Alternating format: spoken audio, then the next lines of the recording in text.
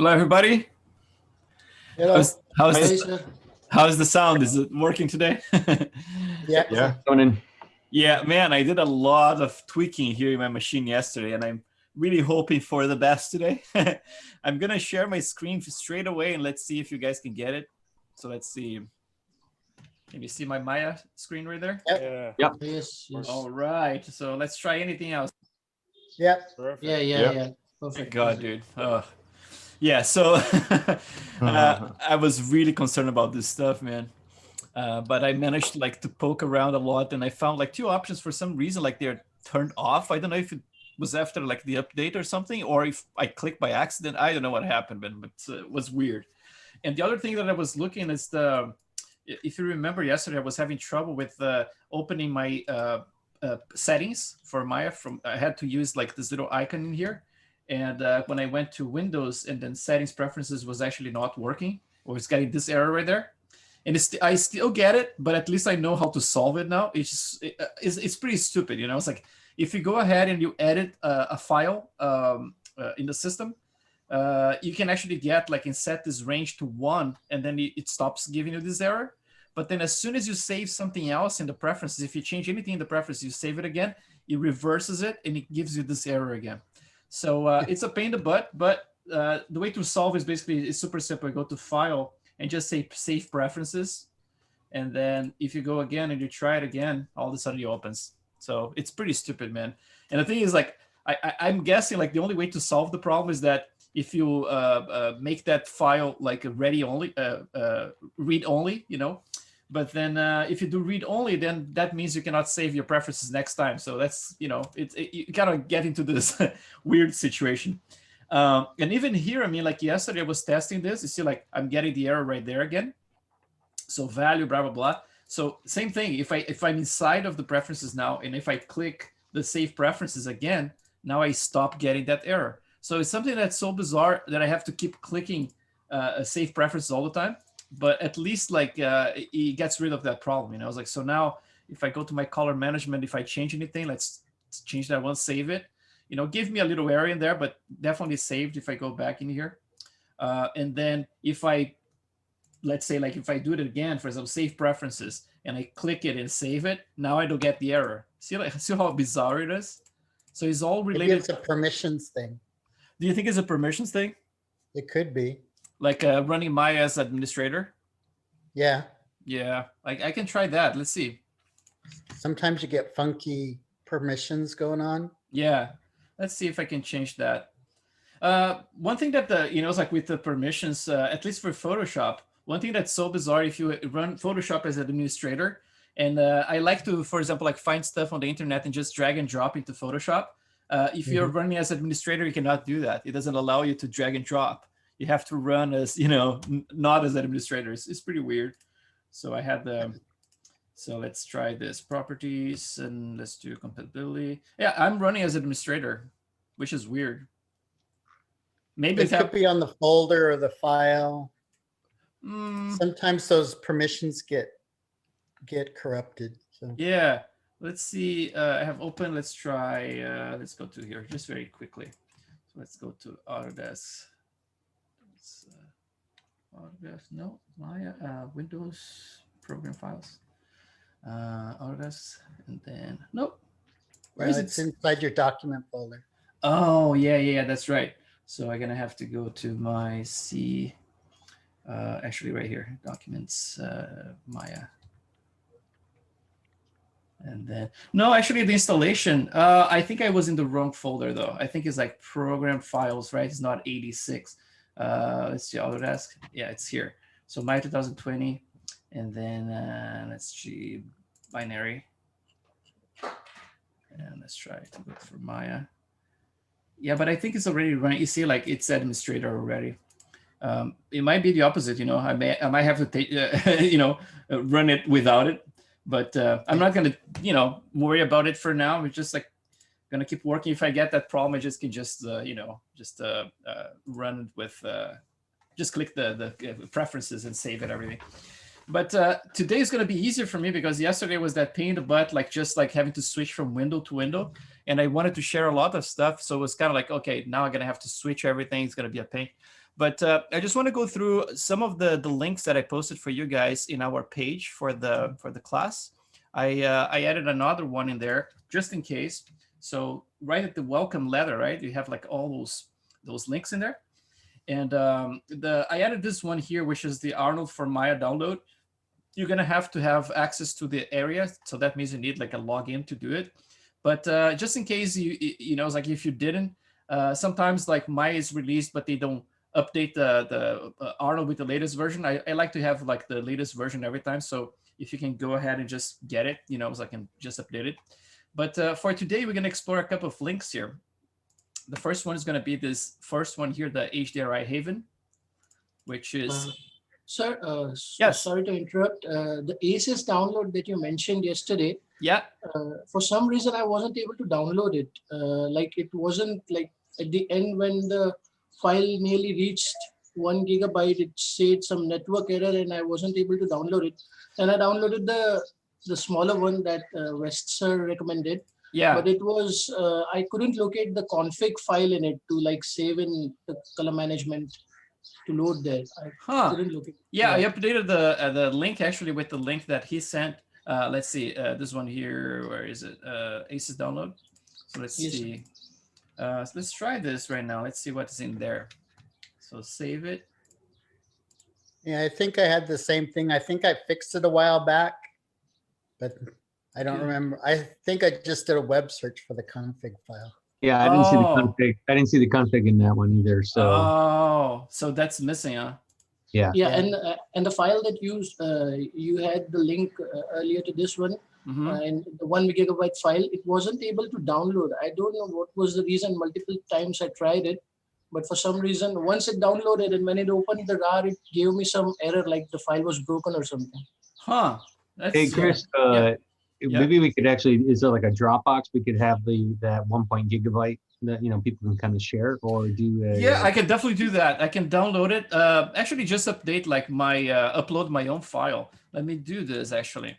Yeah, 'cause I was looking at it before and it took me a while. I had a couple attempts and it took me like because that way I can just like copy exactly what I have, so we know that's gonna work. Yeah, I'm gonna do this, and I can give you guys the link together with the video today. Probably not gonna do this right now, but yeah, I can definitely set this up for you. So it's gonna be under my Chris personal projects and then ACES config. That's gonna be, let's see how big this whole thing is. So properties. Oh, it's 1.84 gigs. Okay, it's a lot. Okay, Do you have just, can you find the config file in there though? The config, yeah, right here. Yeah, that one. Yeah, just, you could throw that in the chat and we could just. Sure, yeah, I can do that. Yeah, let's do that. Let's see, file, your computer. And let's try this. I think you can drag it in. Oh, okay. So let's into see. The chat window. So this one's like 166K, so pretty small. Yeah, but I can definitely like have a zipped version of this. I don't know how big it's gonna be, but hopefully not too big. Let's just try and see how big this gets. Yeah, I can download it. So. Let's try that. And then if it's, I'm sorry. I was gonna say WeTransfer is like you can download, you can like put a link to it and everything. And I've done like 4 or 5 gigs to clients and shit. It stays for like a month or so, hanging up there. Yeah, I have my Google Drive as well. Like and because I have this Drive stream here, it goes very fast too. I can upload very fast. But let's see how big this is. 586 gigabytes. Wow, that's pretty megabytes. Yeah. So yeah, I can upload this one for you guys later. But let's get into this thing now. And what's going on there? That's my dog. Sorry. Okay. All right. So from yesterday, I kept working a little bit more. I saved the history, so I have like the whole thing. I posted a little time lapse for you guys to see. I kind of had to speed it up just to fit in about like 1 minute, right? Like so I can post on my Instagram. But that's basically what I posted yesterday. And but I mean, like it's a very rough representation of the whole thing. Like likeness takes a while. to get it right. And in this case here is going to be a very loose kind of thing, right? Because it's based on a painting, and then that painting is not super, it's like detail, as you can tell. The style that he had was not, what's going on now? I cannot open. Oh, there you go. Okay, so let's see this. I'm having this glitch with the keyboard for some reason that I don't know if it's Zoom that's causing it, because I was working this computer today without Zoom and it wasn't doing this, but I guess I'm gonna have to find it like this. Let's see, fly on the wall class November. Okay, so let's try here, and then press personal projects, Velasquez, and let's get to the the references. So yeah, it's gonna be very rough for me. At least now I can actually move this stuff around and then show you with a little bit better resolution. You see, like this kind of, painting like that with a super low resolution is going to be very hard for me to actually have precision. But the cool thing is that I'm going to have plenty of freedom to actually interpret it, right? And try to come up with my own version of him. But It almost looks like Salvador Dali. Right? Like it's the mustache, right? I was just looking actually on my screen. I was looking up Salvador Dali to double check it because it looked like. Yeah, I mean, like, yeah, both Spanish, right? Like, I guess. Okay, so let's take a look. So yeah, so that's going to be my little project for this month, but we're going to have to take a look at a couple of other things first. So let's go back to that link that I had with like inside of the class in there. So those are the things going to need first, right? Like just the ACES download, the HDRI Haven we were talking about. This website, I have no affiliation with any of those websites I'm talking about. Like, but I really like their stuff. I mean, like everything I render, like all the HDRIs come from them. And I did this thing about giving them some a couple of bucks. I think like $5 or something for their Patreon, and they gave me access to their Google Drive, which basically like has all the maps in there, so you can actually download everything.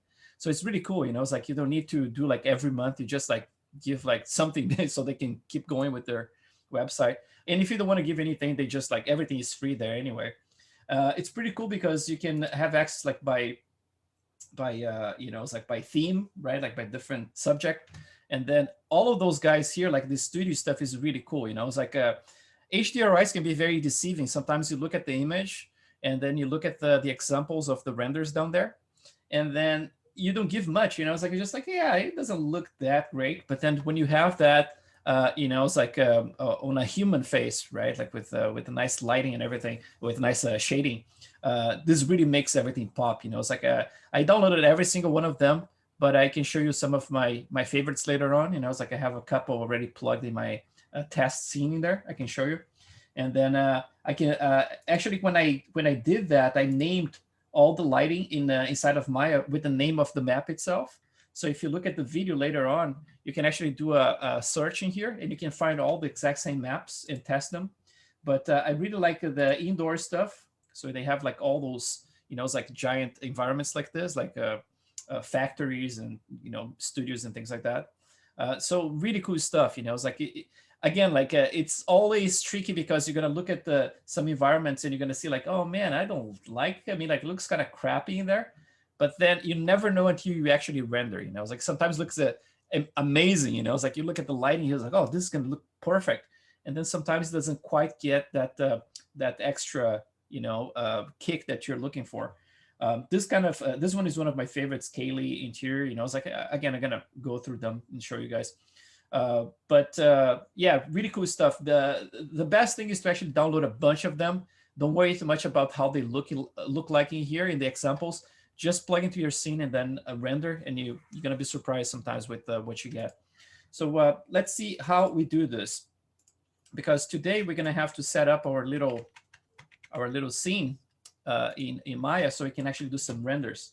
I saved this one here, which is called Base Mesh Temp. Just to show you guys what I have at this point, which is, it's the base mesh I was working on that I mentioned yesterday, like the topology, right? So the topology looks like this at this point. You see, like it's not perfect for deformations around this area here because the loops are not following like the nasolabial, right? And there are a couple of things that are not quite ideal, but in terms of polygon distribution, it works quite well. So it can give me like instead of like 70 million polygons, it gives me around like 90 something, close to 100 million. And it's the distribution of the polygons is much, much better in this model. And the other thing that I did that's different from the past ones that I was using is that the caruncula here is built in together with the topology. And we're going to see both things. I mean, like I still have the old one here to show you, because later on we're going to be talking about this, obviously. But just as a little introduction, the caruncula, what I used to do is that I used to create like a transparency map. That's why I keep it so long like this, almost touching the iris area here.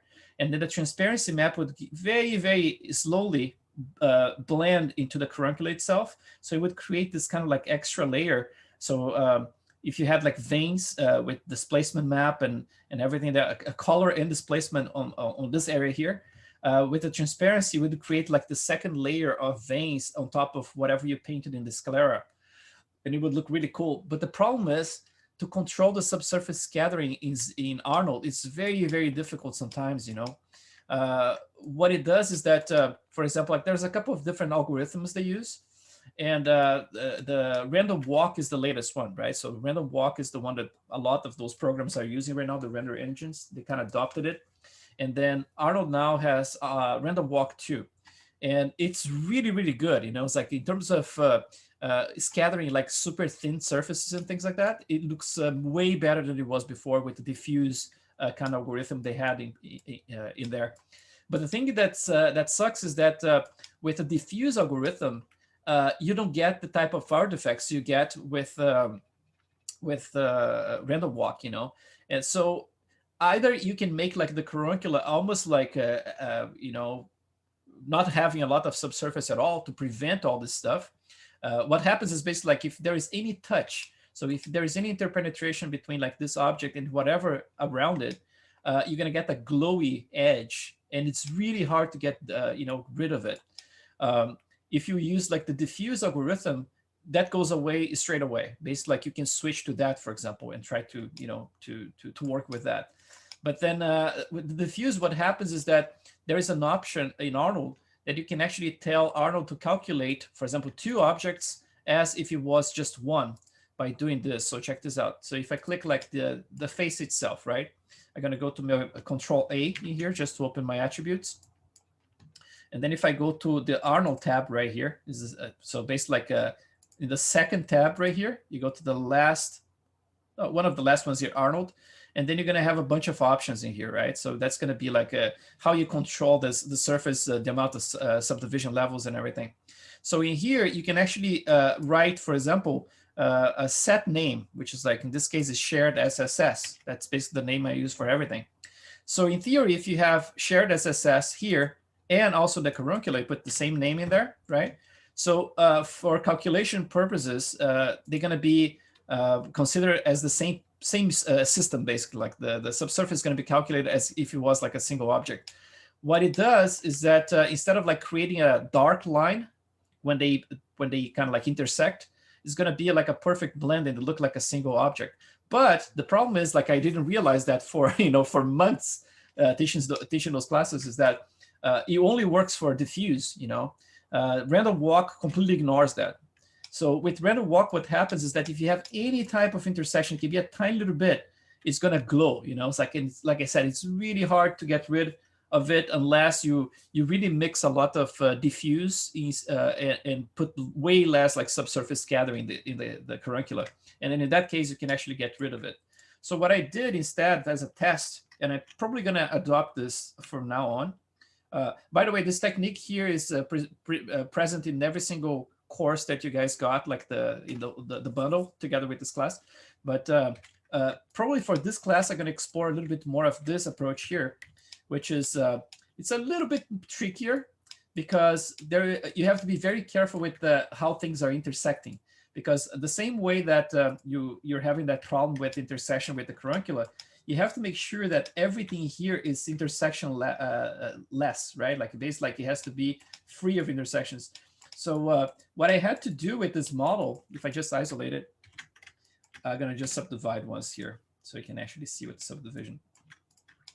So what I did here, I actually used a projection, and I projected the eyeball itself inside of those walls in here.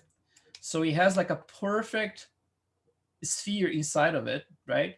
Another way to obviously to prevent this, you could potentially remove the inside pocket, right? You could try that to prevent like the intersection. But I like having it because eventually you're gonna try to make it like probably like 3D print some of those models, and I want to make sure that everything is like there's no hole. It's all like watertight, right? And I like having things to look a little bit more physical anyway, you know. So I did this for this area here and also for the lips. But you can tell that right here, it's like it's a very sharp like little corner right there, and it blends perfectly with the eyeball, but without any having any intersection. It's slightly offset from the eyeball. So if I show you like the render, let's see if I have. Oh, I actually canceled my render from before. But yeah, it's like it's working very nicely. You know, it's like I can show you the next couple of days, you know, it's like do some renders with this model here to show you how it looks like. It looks pretty cool. I think it looks better than it was before. So I'm probably gonna approach both ways and basically like let you guys decide how you think is easier. Definitely with the first approach with having the carunculus separate like this, it's definitely easier to control things because it can intersect and everything.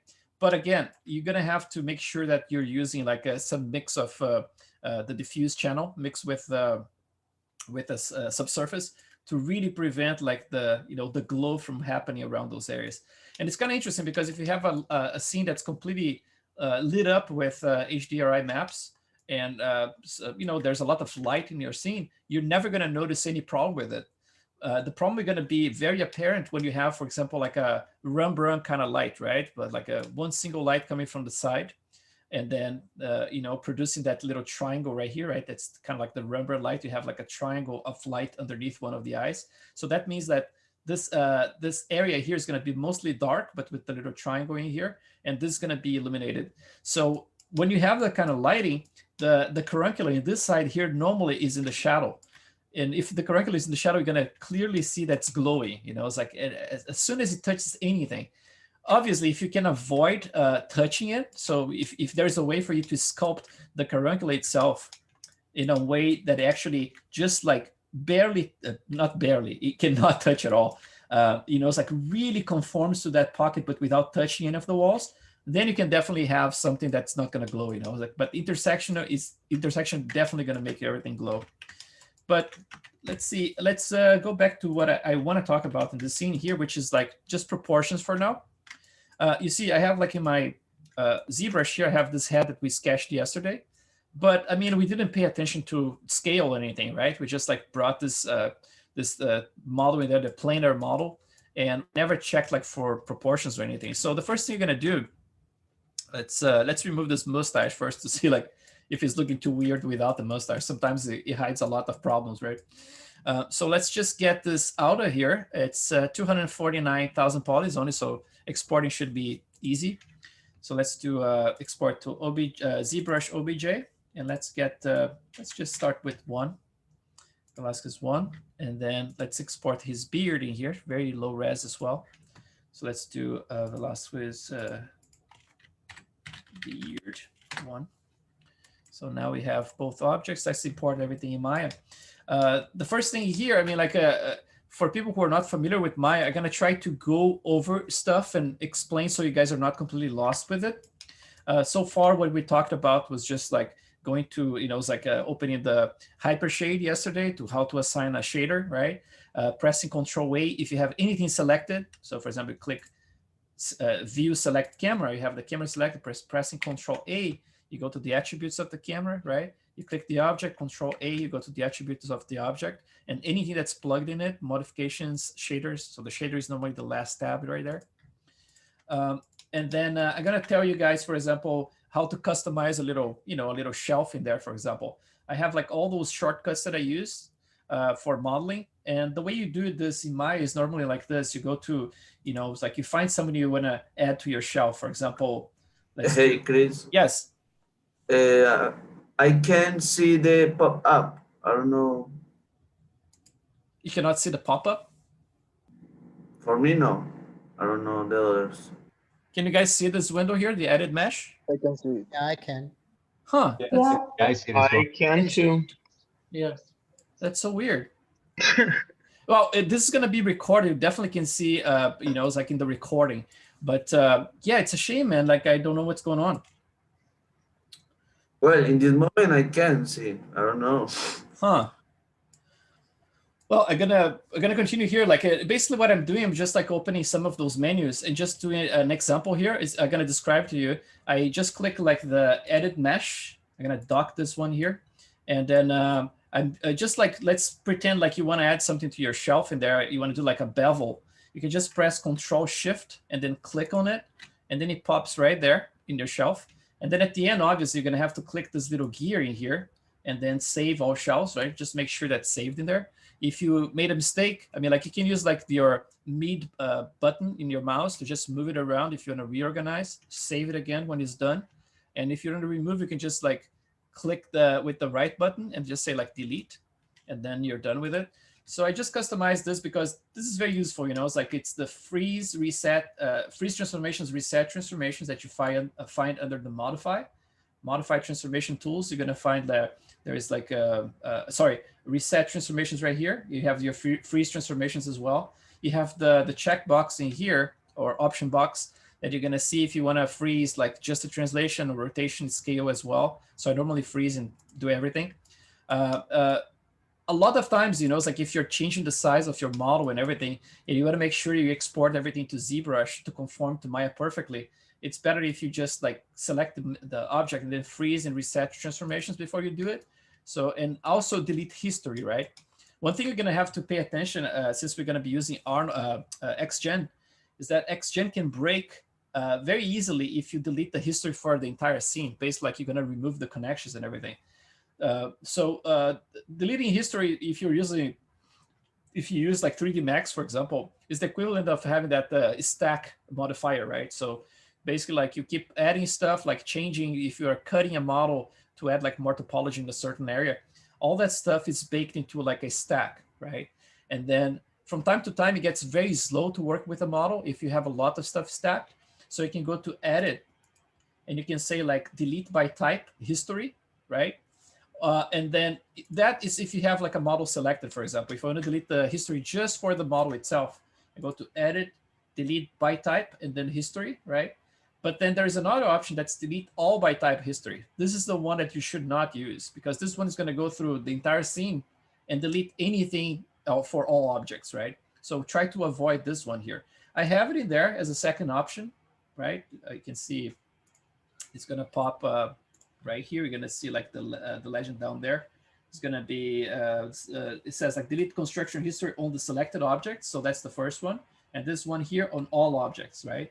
So again, like delete by type history, not the delete all by type. Otherwise, this one might screw up the XGen later on. So be careful with that. So let's bring that model into here. If you're new to Maya as well, like one thing you have to notice is that for some reason, Maya, by default, it brings objects all separate. So if you have like a bunch of objects or a bunch of like polygroups from ZBrush, for example, and you try to import to Maya straight away without changing the setting here, every single polygroup is going to come as a separate object, right? Sometimes it explodes into faces as well, so you get a lot of, thousands of faces.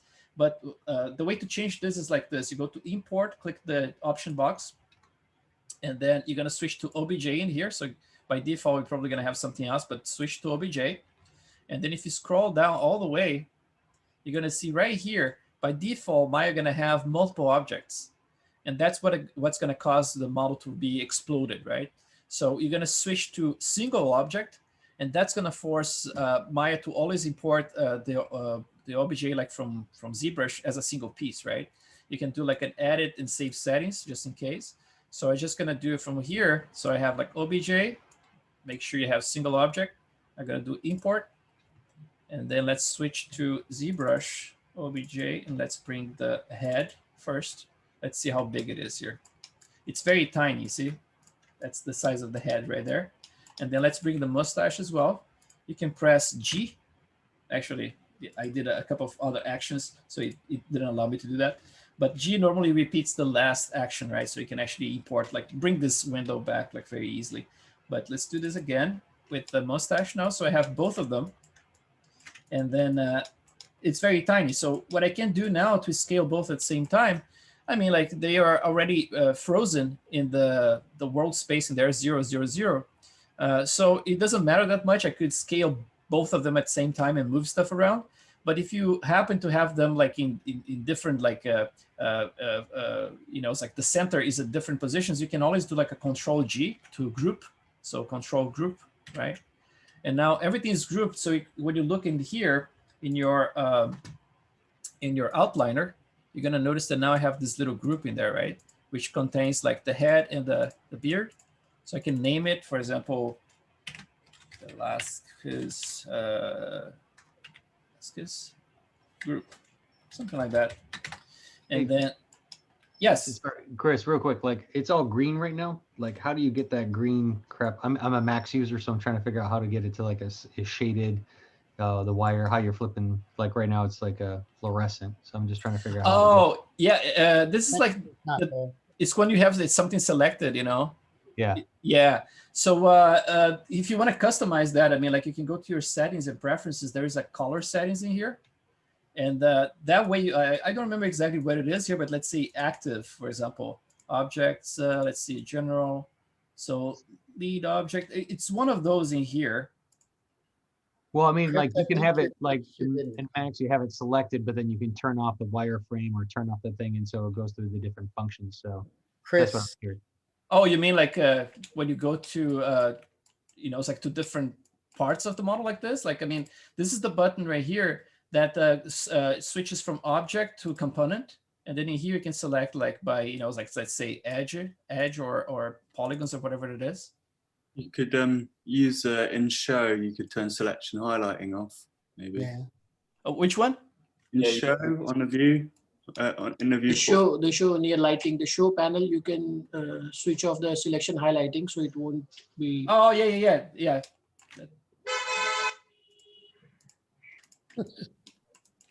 it's Yeah, still just like a Max, you can have the object selected and you don't have the wireframe or anything, so it looks solid, right? Like in ZBrush. yeah, it's So funny. this is very confusing for me because it's like whenever I touch the object, it blows up, and I'm like, I want to see what the hell I'm working on. Yeah, well, Chris, you still have wireframe on. So if you turn Oh, that's true. Yeah. if you turn the selection highlighting off and then do Oh, that. there you go. There, that's what I want. Okay. Yeah. So it's a combination, right? Like it's the selection highlight off and then the wireframe off. Hey, Chris, I also wanted to ask you, do you prefer when you export a mesh from ZBrush to not turn the group option off from ZBrush so that you don't get multiple objects? I never changed that, to tell you the truth. Okay. And, yeah, but it's basically like at the end in here, right? Like in the objects export. Yeah, it's at the bottom of that export. Yeah, window. so you just turn off group. Yeah, because I think it's exporting the polygroups Mhm. as separate meshes, and that's why it's breaking it up. Yep. Yeah. But it's like, man, I'm always like afraid of having an accident, you know, it's like, and then getting something from ZBrush that just, like my biggest fear is always like the mismatch of the vertex order. And then all of a sudden, like I cannot morph target anything. I was like, no, I'm just not gonna mess with it and just keep my settings in place. Won't you lose your Okay, I guess that polygroups makes when you go back though? I'm sorry? Won't you lose your polygroups when you go back? Yeah, if you want to preserve, you definitely have to do that. But in this case here, what I'm going to be doing, I have like, once I have my UVs in place, all I have to do is just like one single click, right? Like to recreate all my polygroups again. Okay. Yeah. So basically, like what I'm talking about is this, like, let's do a, now I cannot see my selection. I have to see it. So if you go to Windows and then if you go to your modeling editor and then UV editor. So that's basically what my UVs look like right now. So I have like 5 UDIMs, right? Like, and they are split like this. Some people don't like to have it, but because we are working with a single object with HD geometry, the splitting here should be completely invisible. You know, it's like, as long as you're not too close, you know, if you have, for example, like, you know, it's like only 4 pixels defined like as the border in ZBrush, and then all of a sudden those are closer than 4 pixels, then you're gonna get intersections. But in this case here, it's pretty far from that. So that's basically what I have in here. So if I exported this mesh, let's say, let's do it again. Let's do export it. Man, there's something, it's almost like something is clicking. Let me just do it. I like GoZ. Yeah, let me do something very quickly. Let me see what's causing it. Let's see if my keyboard is connected to this. There's always something, doesn't it? Let's see. I have the impression that when the keyboard is plugged in the front panel of my computer, that things go and might have some kind of conflict, you know. So let me just plug here.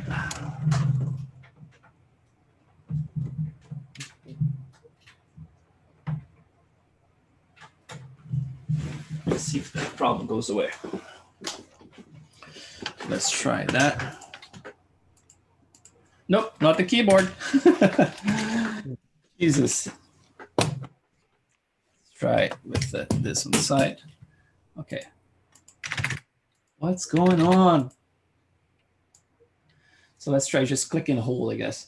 So let's export this mesh right here to ZBrush. Let's do OBJ, export selection, and then let's do OBJ, ZBrush, OBJ. And that's gonna be number 2. Actually, this is gonna be the base mesh, so base mesh 1. Chris, quick question. Yeah. Would it be any difference if you export it as a OBJ or an FBX? You know, it's like I used FBX. The only thing I used so far for FBX was to transfer cameras, but I'm not sure. As long as it preserves like the you know, it's like the poly count, not the poly count, but the vertex order, I think you should be good. You know, it's like if that's the only concern, I think yeah, you should try. Okay.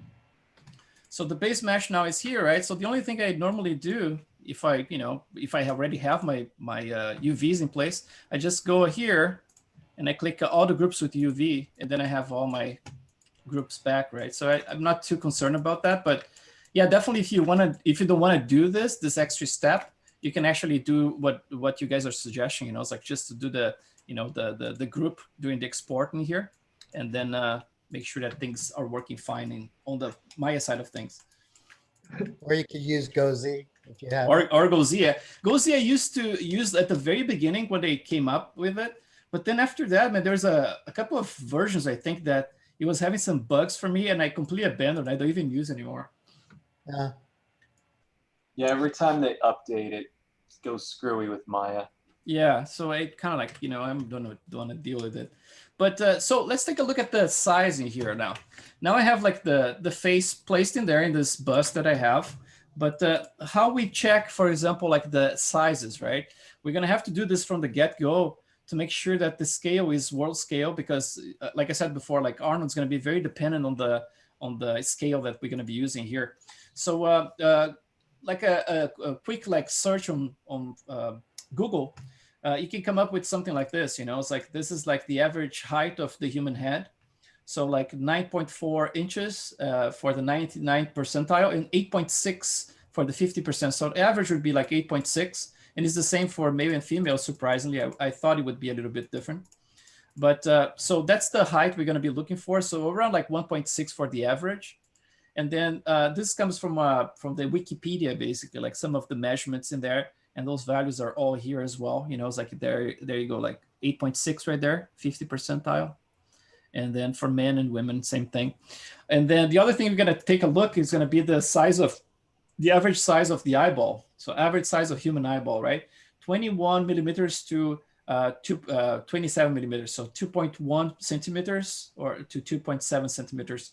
And then, so considering like an average, you can say like, let's say like 24.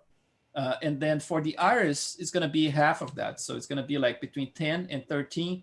So you can put like 12, for example. So you're going to have like a 24 and a 12. So let's put this in practice here with this model. And let's just do like a quick measurement right here. So let's go from the profile. Let's hide this guy here first. Let's have this head, and you can go to create, and then you can say like create measure tools, distance tool. And then I'm gonna just click right around here, the base of the chin. And if you press a shift, for example, you can click right here at the top of the head, at the very top, and it should create like a straight line for you, which is preferable. So at this point here, we have like 21.7 for the measurement, but this is like in centimeters, right? So let's go click the attribute, the preferences in here. I go to settings, and then I'm gonna switch this to inches here just to check, and I have to save it, otherwise it doesn't, sometimes it doesn't switch. So I have like 8.54, which is really close to the 8.6 that we were talking about. So at this point, I can just like do a little bit, scale a little bit more in here. So a tiny little bit more. Let's get this little, how you call it, the locator in here. Let's get the locator a little bit under the chin slightly. And then let's get this top locator here. Right around, let's see, right here. Let's go to, let's get like a, you can use like the plus symbol if you want. Actually, the plus is not doing it. Let's just scale it up. So let's do this so I can actually see the line right there. Let's do this. So bring it up a tiny little bit like that. So that's the top. And then that's basically like on 8.69 now, which is pretty good. So 8.69. So it's pretty much like average size. And now we're going to have to check like the size of the eyeballs. So for the size of the eyeballs, let's get the eyeballs from the previous model that I had in there. So eye. And they should have the correct size already. Let's just hide this guy so you can see it. But those are the eyes I have in there. Like we're going to go through the construction of them in later classes. But just for our reference here, you can use just like for now, just a sphere, you know. But let's do like a create and then do like a measure distance tool again. And then let's just get like from here to here. The eyeballs, they are never like a perfect sphere, right? Like they have like, they are really squashed overall. They are not like, the height is not the same as the depth, for example. But, you know, if you're doing something like with precision, like for medical study, then you're going to go that route. But if you're doing this for animation, you're probably going to consider like a sphere. And then later on, you can actually add some deformers if you want to make things deform or not, right? But for all intents and purposes, we just use a sphere. So this one has 0.96, but now we're going to have to look at you know, the measurement we found on the internet was actually in centimeters or millimeters. So let's do this one. So I have about 2.44 in here, but you have to remember that this is not subdivided. So if I just, if I subdivide it, let's just get my iris out of here. Shift P. So let's just subdivide this guy here one time, like this. So now it shrank a little bit. So if I bring this one inwards just a tiny bit to fit that, now we get about like 2.42, pretty much like 2.4. And then now let's take a look at the size of the iris, just in case if you have some iris in there you're building right now. Again, like we are going to look at how to build this thing, so don't worry too much about it. But the iris is right here, right? So let's take a look at the size of it in relation to this bulge right here, which the cornea area. So let's go from the top and let's measure. It's going to be like a rough measurement in here, but just take a look. So create. And then I'm going to click right around here and then right around here.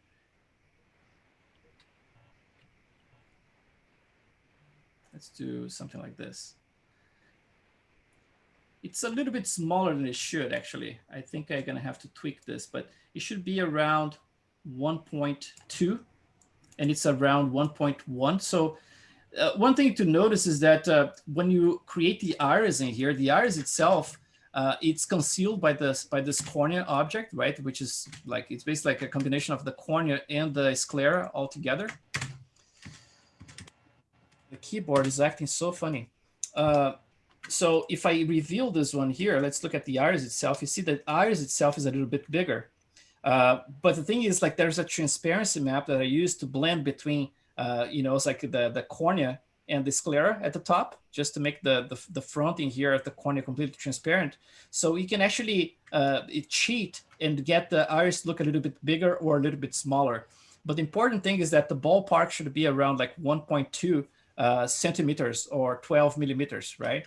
So basically what we have here, it's already good enough for what we need. So we're gonna have the eyeballs in there around like 2.4 and the iris at around 1.2.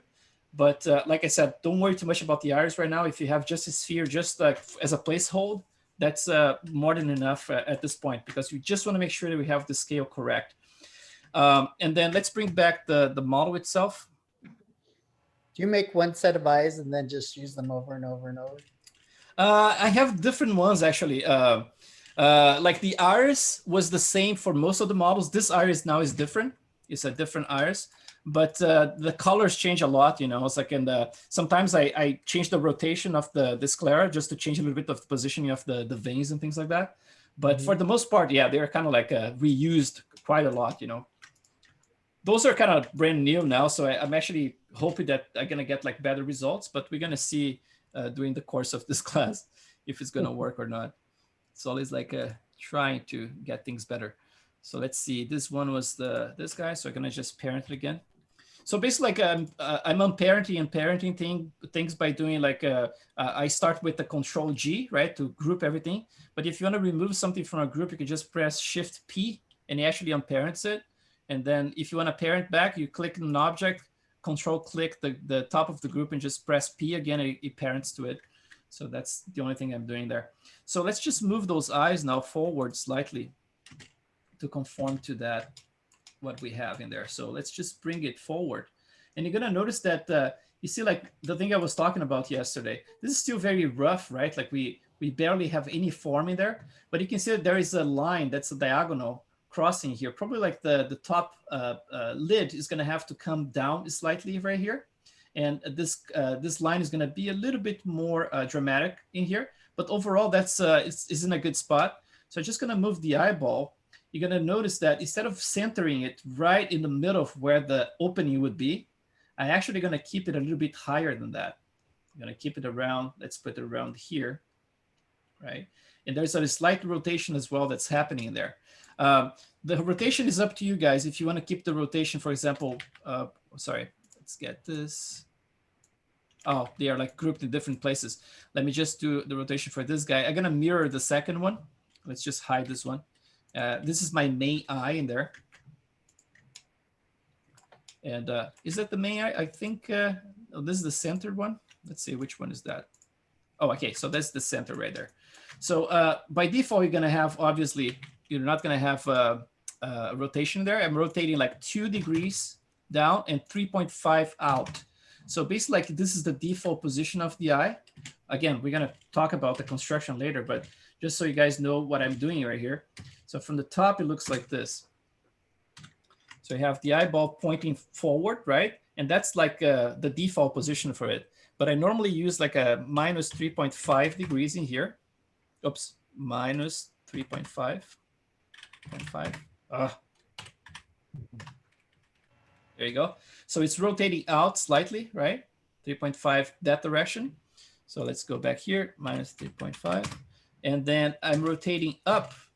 Oh, you just, indeed, let's see, there you go. And then up is going about 2 degrees in here. Actually, minus.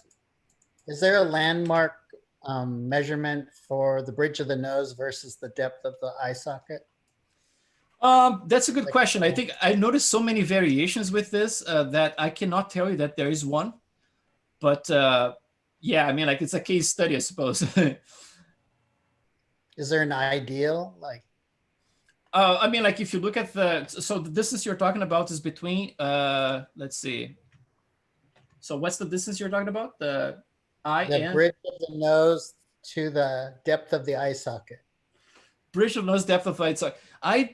That's a good question. I don't think you would find something that would, obviously you can consider like an average if you get like a Caucasian or something like that, you know, but then you're going to get so much variation, man. I mean, I noticed like some people have, for example, like from the bridge of the nose in here, like for Asians, right? Like you're gonna have a very flat, this area here is gonna be very flat here, like pretty close to the eyeball itself.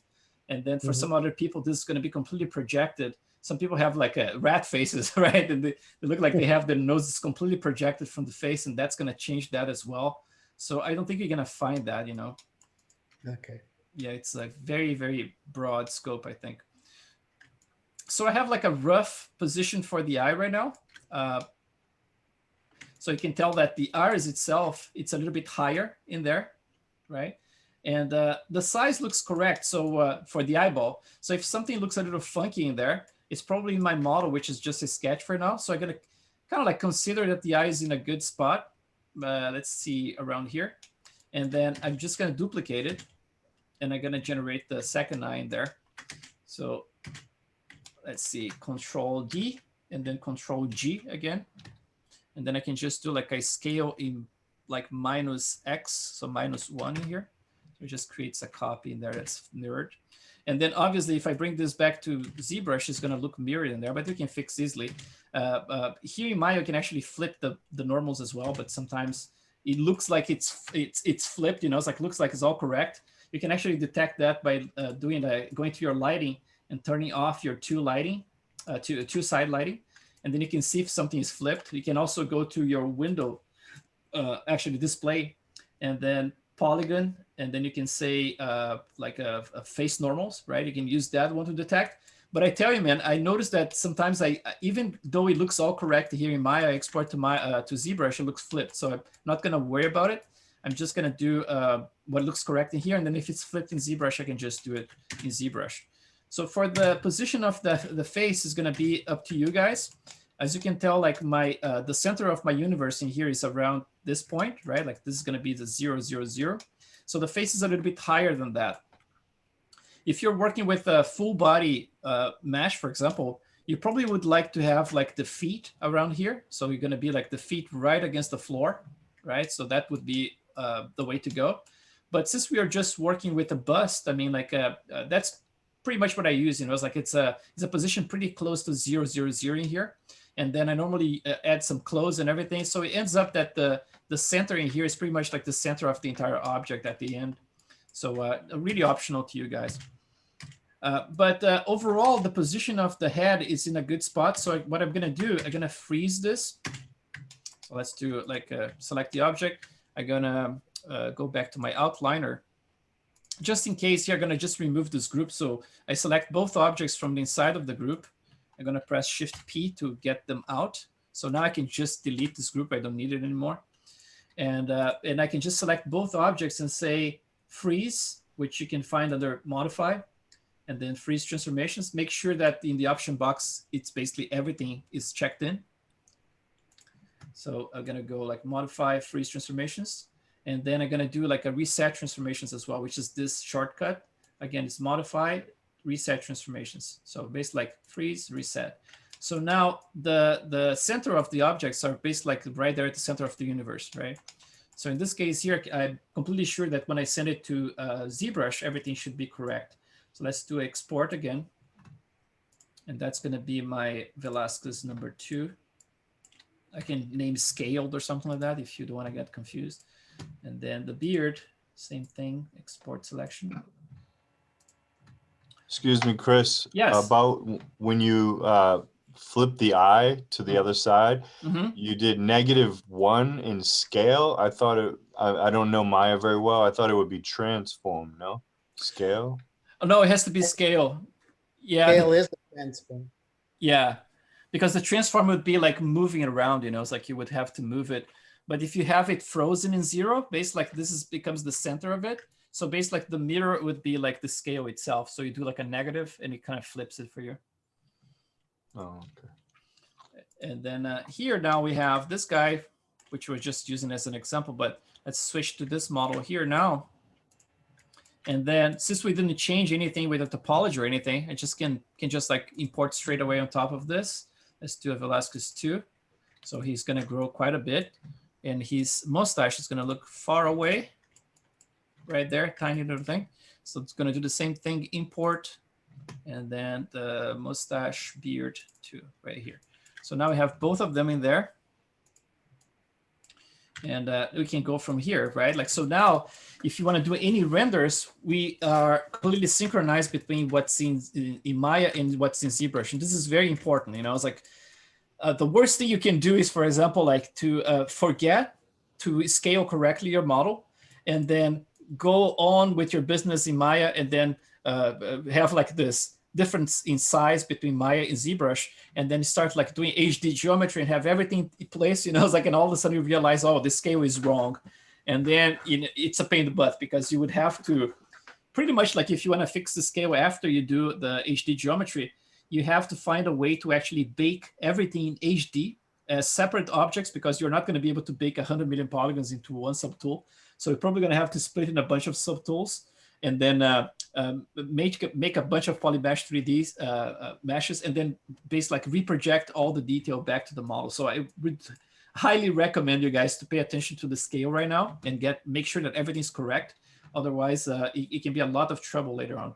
So now we have a synchronized. Do you use Scale Master to do that? No, I don't. Okay. Yeah. I'm like, man, I'm so, you know, there's so many new tools that came out and I never got into them. You know, it was like I kind of like pretty old school, like all my brushes in ZBrush, they're kind of like handmade, you know. Yeah, because Scale Master will keep the relationship of ZBrush to Maya, but then you can unify the ZBrush model so that the tools work well with the model. Yeah, I think like that's I remember like back in the day when I was planning something for 3D printing, it was very useful. I tried a couple of times like to do that, make sure that was kind of like world scale. But yeah, like this translation here, I really, the only thing I try is to really keep like the synchronicity between like ZBrush and Maya, so I don't get in trouble later on. But so at this point here, what we have is just this model with some eyeballs in there. So far, they're not, you know, it's like, hey, sorry. Hey, Chris, Karen has a question on chat. Oh, let me check. Sorry. Yeah. Let me see. We get this mod. Why do not just resize your lowest subdivision in ZBrush, then re-import? If you resize your lowest subdivision, like let's say we just did what you just did, and then you re-import it into ZBrush and then re-subdivide it, it should keep all your high-level detail, right? What happens is that if you have a drastic difference in size, what ZBrush does, I mean, like it keeps that information all relative to the current size. So for example, like if I have a model that I grew a lot, for example, like this one, right? And let's say you have, in this case here, I only have like 2 subdivision levels, and it's just like they're so close together, right? Like it's very simple, like only 264,000 polys. But let's say you have like a base mesh that's only like 30,000 polys, and your highest resolution has like 20 million polygons, right? If you do that kind of stuff, for example, if you just re-import the base mesh to a completely different scale, all the detail is going to be almost completely, you know, it's going to be so subtle, you're not going to see almost anything. So the reason I did this way is because I want to preserve all the detail I already have in there, and it's not a lot of resolution, you know. But yeah, you normally like it's kind of like a dangerous thing to do, like import, like it's the same thing, the opposite, you know. It's like if you have a model that's gigantic in ZBrush, and then you reduce the size in Maya, and then you bring that back to ZBrush to the lowest res. When you go back to the subdivision levels, everything kind of explodes. You know, it's like the detail is super huge. Unless they fix something in some of those newest versions, but that's the way it always worked. You know, it's like it's always relative to the size of the object. So let's take a look. Now we have the model right there. Let's do a little exercise with some lighting here. So HDRIs, right? Let's pretend you guys went there to the HDRI Haven, and you found a bunch of awesome stuff in there.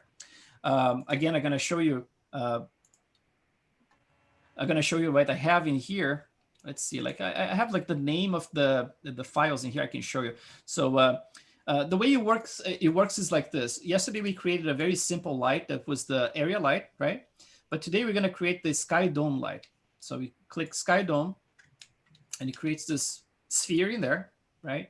And then if I try to render anything at this point, let's see, make sure that I don't have anything on in there. So if I render anything, it's going to be just like gray because that's the gray shaded color in the sphere at this point, right? So it only has like, it's a very simple, it's like almost like an ambient occlusion kind of thing. So let's add a map to this. So the way it works is like this. You're going to go to the properties of that dome light. So Control A, right? Just to bring this up. And then you're going to have like the first thing you're going to see here is the color. So you're going to click color. And then next thing you're going to click is file. And then you're going to have like this window popping here. But you can keep like the filter if you want for the maps. When we apply the maps, especially displacement maps, I normally turn off all the filters in here. But I'm going to keep this one because it's just HDRI map. That doesn't matter that much. You're going to click in here to open the file. And I have my collection of HDRI somewhere outside here. So HDRI collection. And let's get one, let's see by date here. Modern buildings, Crystal Falls. Let's get the one that's kind of cool. Let's see. Graffiti shelter. Let's try that one. So there's this one here, which is kind of like the light comes from the side, right? There's I can show you this. Let's see. I don't know what's going on. I click, and anything that I click, it kind of releases it. So it's like I have to do like the Alt tab to go to my different folders now. I swear, man, this computer gonna have to take a look at what's going on. So let's go to, for example, like this guy right here, African tribes. This is basically like the same environment I use for those renders around here. So those ones are all rendered with that same environment. So like it looks pretty cool, It's like it has this site light. Obviously, there's some post-processing here to add some more of this glowy kind of thing, right? But it's a little bit greenish because there's a lot of green in the scene in there. But it's cool because it's like a side light, It's like somebody really has this interesting thing. So basically, like this is the same HDRI right here. So what I'm gonna do right now, I'm gonna try to render again, but I didn't do any tweaks so far. So let's try. Oh, one thing I have to tell you guys, the same way that we went yesterday, and I told you guys that it's like for texturing, right? Like under the Arnold tab in there for the textures.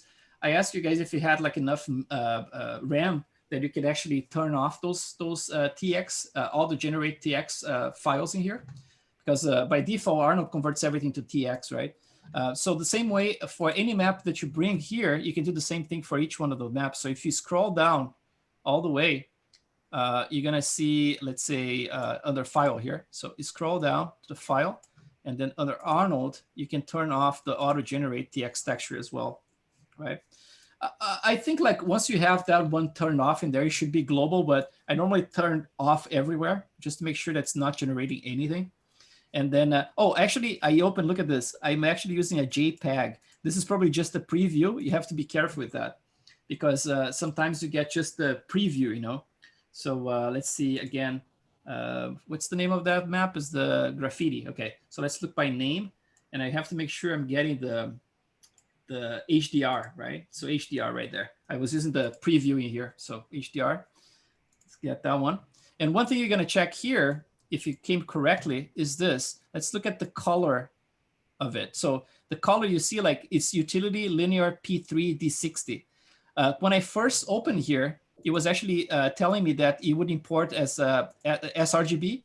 But because we did that setting yesterday in our color management, we actually told Maya and Arnold to actually, every time you bring a HDR, to convert automatically to that color space. So that's basically what's doing here for us.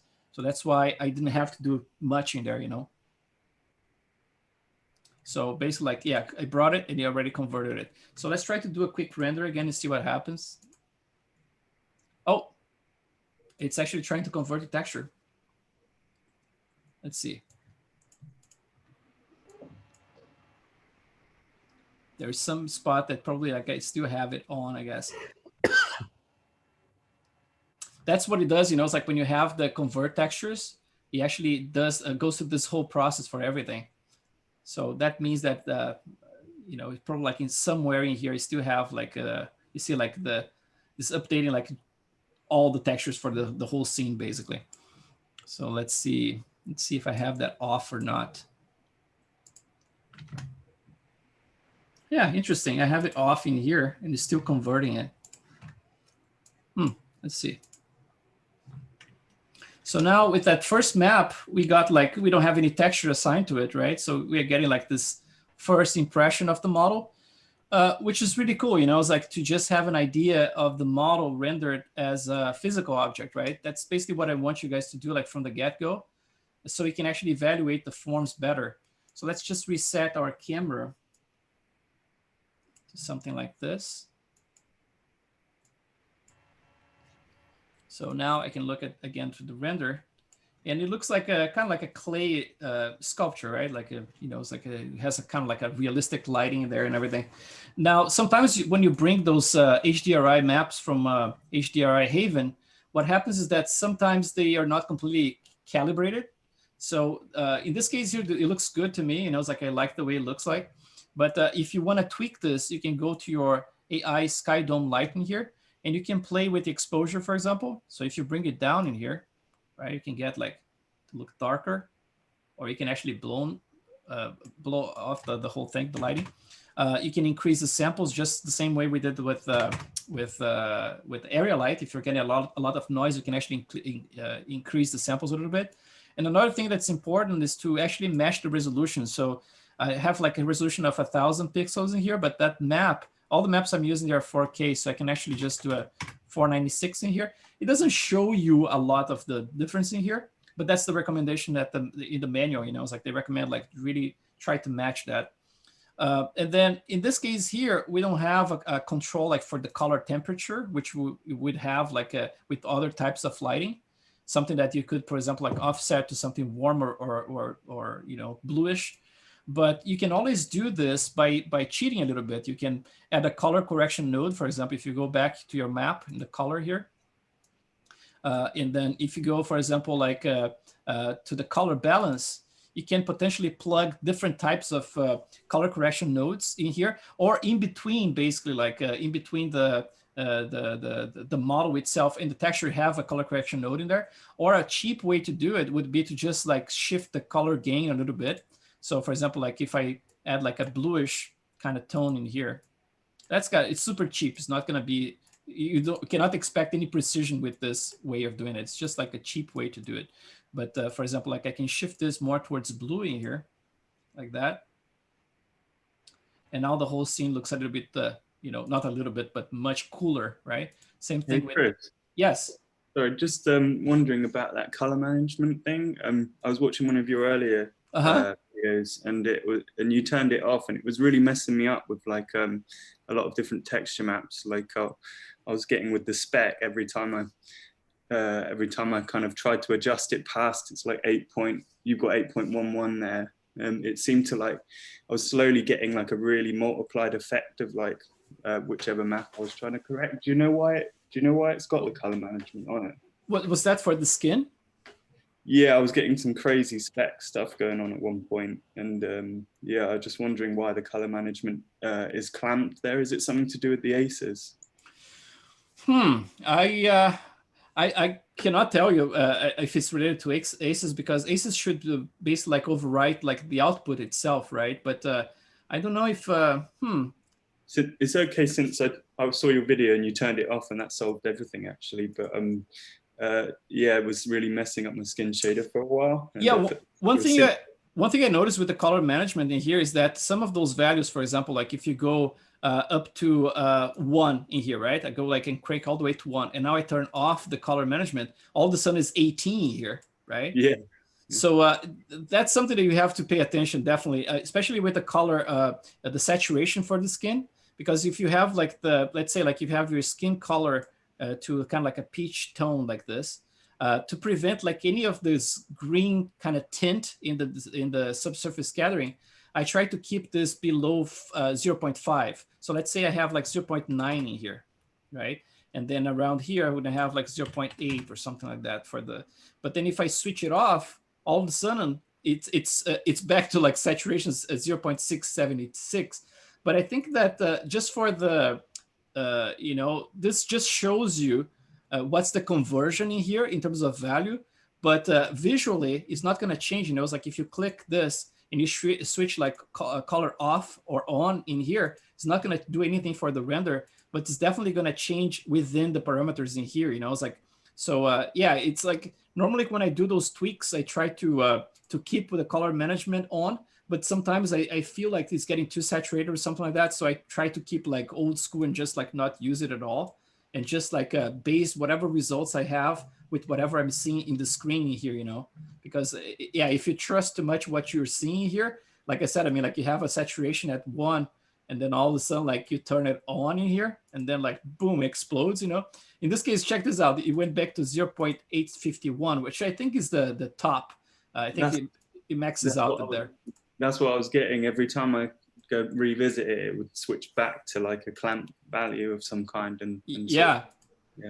So now it's at 0.9 here. If I turn it off, it's back to 1.5, which is going to be like completely exploded. So yeah, it's a bizarre kind of little system in there. And the output here is it's always like output sRGB. I don't have any other options. But yeah, I'm not like, in terms of color correction and things like that, I'm the worst, man.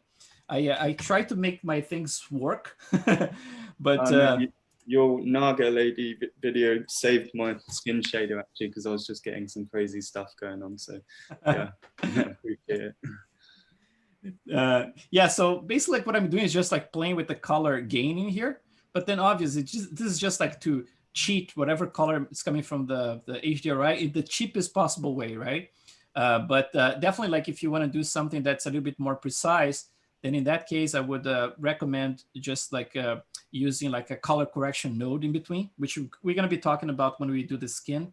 And then we can actually use the same principle for here. But for now, I mean, like if I keep it white in there, that's basically what's coming from the map, right? And then let's take a look at another thing I want you guys to do. So the first thing is to bring your model scaled, right? Like and add the HDRI map, so you can actually render and see the model as a physical thing. The second thing I want you guys to do is go to your camera, set it up like we did yesterday. So just like create one camera and then copy it, create a perspective 1, so you can actually tweak things from other angles without having to mess up with that. And then always render with the first one, or whatever name you want to give it. But then if you can go ahead and create a bunch of different angles, for example, like this one is kind of like a 3/4 angle. For example, like you can do some angles that match whatever references you have, right? You can actually, if you can match the angle and also like a similar lighting setup, that's even better, because you can actually compare apples to apples or close to it. But what I'm going to do here is I'm going to select the camera, and then you see right there, I have a bunch of keyframes already. So let's just reduce my range in here to around 20, so you can see the keyframes. So this is the first frame right there. So you're going to basically select the camera, then rotate things around. Once you're happy with it, you're going to press S, like Sam. It's going to create one keyframe. I'm going to go to the next one. I'm going to find an angle that you like in there. I'm going to press S again. Another one, maybe like close up, whatever angles you want to do. Like there's an eyeball in there, another eyeball, 3/4 eyeball, a little bit more from the top. If you want to do like it's like really this one I can do a little closer like this, and then just S, and then the top, let's do a top one like this, so you can actually see some of those features from here, and then another keyframe. So now that you have those ones, the way that Maya renders in the past was a pain in the butt. You had to do this batch render, but thank God they added this. Like if you switch this tab here to rendering, and then you go to render, now they have this render sequence, so you can actually click the little option box. Just make sure that you match the camera, so perspective, that's the one I have in there. And then when you do this add to render view, basically accumulates it to all those renders going to be accumulated to the render view, like Maya's render view, not the Arnold render view. And then that way you can actually just scrub through it and see all the renders in there, I still have to check for you guys how to do this in a way that even with the Maya render view, that the colors are going to translate correctly, it's like between Arnold and Maya, because by default they look different, it's like when you render in one or the other one, EXRs, they look very different. But I'm going to check this, and in the next days, we definitely going to get the answer for that. But for now, you can just like if you want to just do like renders manually, since it's just the very beginning, you know, it's like instead of using this technique with rendering all the frames, you can just go to Arnold and then open render view and just do all your renders from here, right? Basically, the view transforming here is already set to P3D60, which was basically the process we did yesterday with setting up the aces. But here you can actually change to anything you want. You know, it's like if you want to see how this looks like under sRGB aces, see if there's more saturation, right? This one here, this 60 limited. So you have a bunch of different ones in there. For some reason, I like the D60 the best between all of those. And then you have like this one here that's simulated, right? Like D6 simulated. And then you have this ACES REC 709. That's one of the recommended ones by, you know, in the manual. And then you have, yeah, I have a bunch of different ones in there. So, you know, it's like the P3D65. This is the one that is one of the examples that I show you guys in that website yesterday, which is very close to the D60, but I still use the D60 on top of it. It's like it's almost like the same thing, basically. Chris, a quick question, a new question. How did you assign the HDRI to the back skylight again? I missed it. Assign the HDRI to the globe? Yeah. Yeah. So yeah, you're gonna go to, you click the globe first and press Control A, and then under color, there is this little checker in there. So you just click the little checker, it's gonna open an option. So I can just do it again. Let's see. Let's do this. Just gonna remove it, break connection. What? Oh, why is it not breaking connection? That's weird. Let's see, file, let's try it. That's the thing about. What? And my Maya is acting so funky. Let's see. This should work straight away. Okay, let's try it from the hypershade here. Or Maya is a finicky girlfriend. Dude, it's amazing, isn't it? Like, and you work with it like for years, man, and it's just so bizarre. Okay, so let's try to do this. Input and output. So I have my dome light HDRI. Let's just remove this from here. Okay, let's try this again. So I have my dome in there. So you're going to start with the checker like this. So you're going to click on it, and then that's going to open your create render node. You're going to click File. And then when you click File, it's going to show you here in this window, in the file attributes, you're going to have this image name, and there's a little folder. So you click the little folder, okay. and then you're going to get whatever, you know, let's see, that one was, what's the name of that again? Graffiti. Graffiti, yeah, graffiti. So let's try graffiti shelter. Yeah, that one.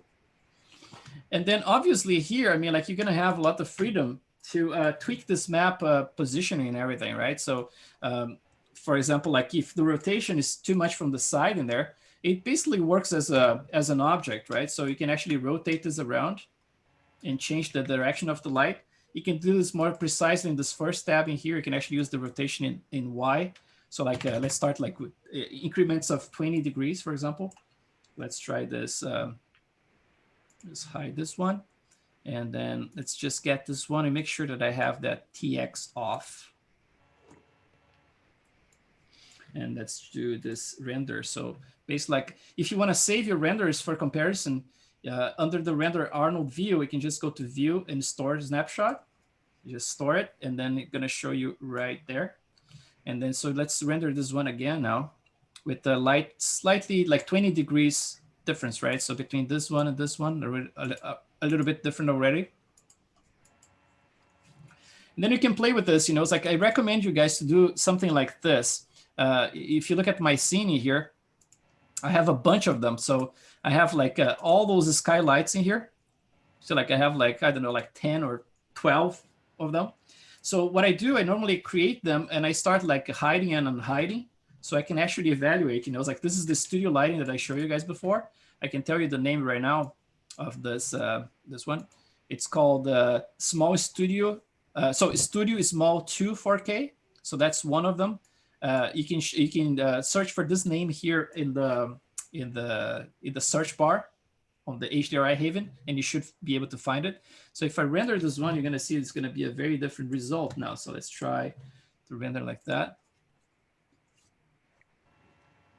So it's kind of like a studio lighting, right? It works really great like for skin. Really nice. So let's save this one again. So view and then store snapshot. Let's switch to another one. I'm going to just click Control H, Control Shift H to this one to unhide it. So this is a different one. This one is called, let's see.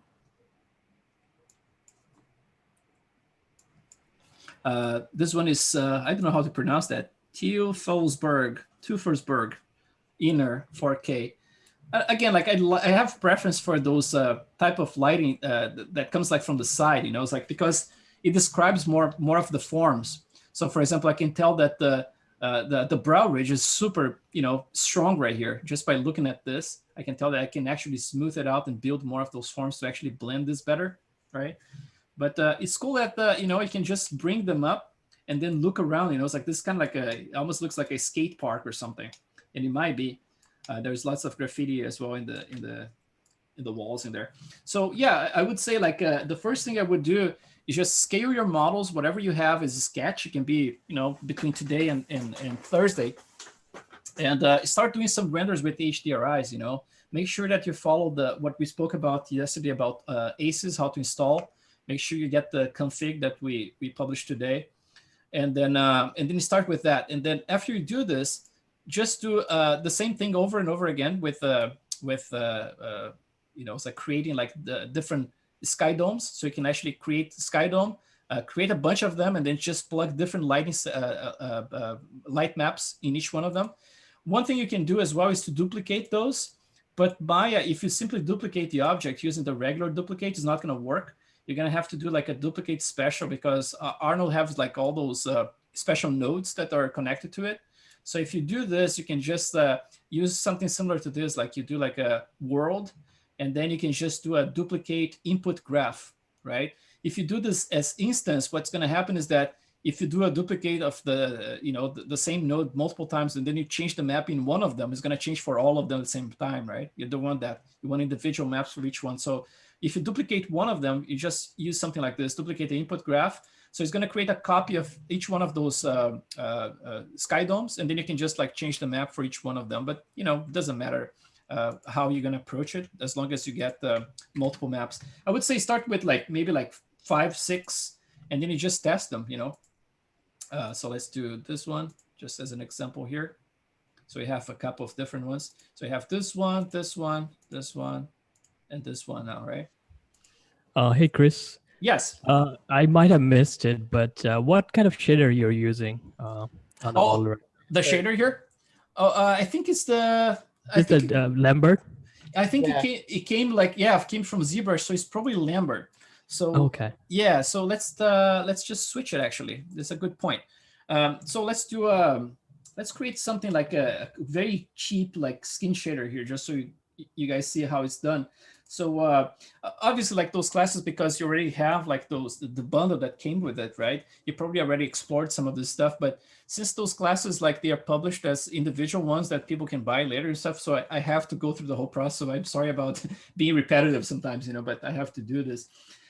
So I'm going to start with the AI standard surface. We created one yesterday, and I'm going to name this one skin. I'm just going to put a name here. You can actually double click at the top as well. Put the skin right there, or skin temp, something like that. And then I'm going to select just the face itself. I'm going to assign it. And then by default, if you remember, it's going to have some kind of reflection, right? So it's going to look different. See, there's some reflections. Looks like they're wet in there. But then we're going to assign some subsurface scattering now. And then if our scale is correct, some of those values here should be, you know, very similar to what we're going to need for the final model. So the thing that to notice here is that you see, like by default, when you create a standard shader, it has a lot of diffuse. So diffuse is at a 0.8 in here, right? And it doesn't have any subsurface. So subsurface at 0. As you go up, sorry? You use the presets at all? In the past, I used like to kind of like try to start with the skin. And but my skin is so different, man, from the skin that they provide that I just ignore. But I use it for metals. You know, it's like he's talking about here, like there's a lot of presets you can use. and you can actually blend with whatever you have at a 10% blend, or you can completely replace it. I normally replace, right? But yeah, for metals, it works great. There's lots of cool presets for gold, and it's like for in general metals. But for the skin, it's totally different from what I do. But you can use it as a starting point. So for the subsurface in here, what happens is that as you increase the subsurface effect in here, it basically like overrides whatever you have in here. So it works as a blending, tool. So basically, like if you have 0.8 in here for the diffuse, if I do a little bit of subsurface in here, you're gonna notice it's gonna start getting a little bit more transparent overall, right? All the way to becomes a candle like that, right? But then it doesn't matter now what I do with this slide right here, this slider. It's completely overwritten by the subsurface scattering. So for the skin itself, I use like plain subsurface all the way through. But for example, like for rubber or some other materials, you're gonna need a little bit of the diffuse, right? And there is a model that I created, the albino lady, that she had this makeup. And to do the makeup, I decided to actually use a mask. So I used the mask, for the weight in here. And with that, I was able to actually create a combination between like subsurface and not subsurface scattering. So using diffuse and subsurface mixed together using a mask, a black and white mask. So it's possible to do that as well. But yeah, so but for in this case here, let's just see how this is done. So basically, like the scale here, by default, you see how strong it is, and it's white, right? So the first thing I'm gonna do is I'm gonna switch to random walk 2. It's gonna look a little bit different. And then for the scale, I'm gonna go and I'm gonna do like 1/10 of this, so like 0.1 to start with. And then for our model, when we do like the skin shader and everything, you're probably gonna be between 100 and 130, 140, right, for the scale, and that should give us like a pretty decent result. So for the skin color here is good. This is basically where you're gonna plug your color map later, your albedo. But here, just for the purpose of it, I can just like do a, so just do a little color in here. Just gonna bring it down. It's a little bit too dark. Something like that. And then for the radius here, that's basically the color of the subsurface scattering now. And the thing that's interesting is that those two controls here, the radius and the scale, they play together. They have to work in harmony. And it's very interesting because this effect that we just looking before, this candle effect in here, right? That's like when the scale is too big. You can actually have the scale at 0.1 here and still get the candle effect if you use the wrong values here in the radius. So for example, if I click the radius in here, and remember when we had the color management in there, that was like off, right? So for example, if I crank this one like to 12 in here, look at that. So it starts to get like candle effect again. So that means like you have to pay attention to the values you're using here. Try to use the color management just to keep like at the, kind of like limit that a little bit. But it's definitely like a little funky to work with it, So let's try to do like a 0.8 in here. And then let's try something like less than, like I said before, like less than 0.5. So 0. Can be pretty high, as like 49 or something like that. And then for the color itself, let's get something a little bit more on the peach kind of color. All those values here, I normally give like, there are like a few of those days we're going to be talking about subsurface scattering and all the skin shaders that are going to go like through like every single node, It's like every single one are going to give you all the values I'm using for my skin. So you don't need to worry about this right now. This is just like quickly exploring, it's like how the skin is done with, like the basics of it. This basically here, the anisotropy control, this controls like what's back scatter and front scatter. So like you can get a lot of back scatter, pulling one way and a lot of front scatter the other way until you break it like this, right? So it's like completely red like that. So sometimes you get like some interesting results if you offset just a little bit, It's like sometimes I use like 0.05 just like to get a little bit more front scatter because I want to get that little glowy kind of effect in the skin.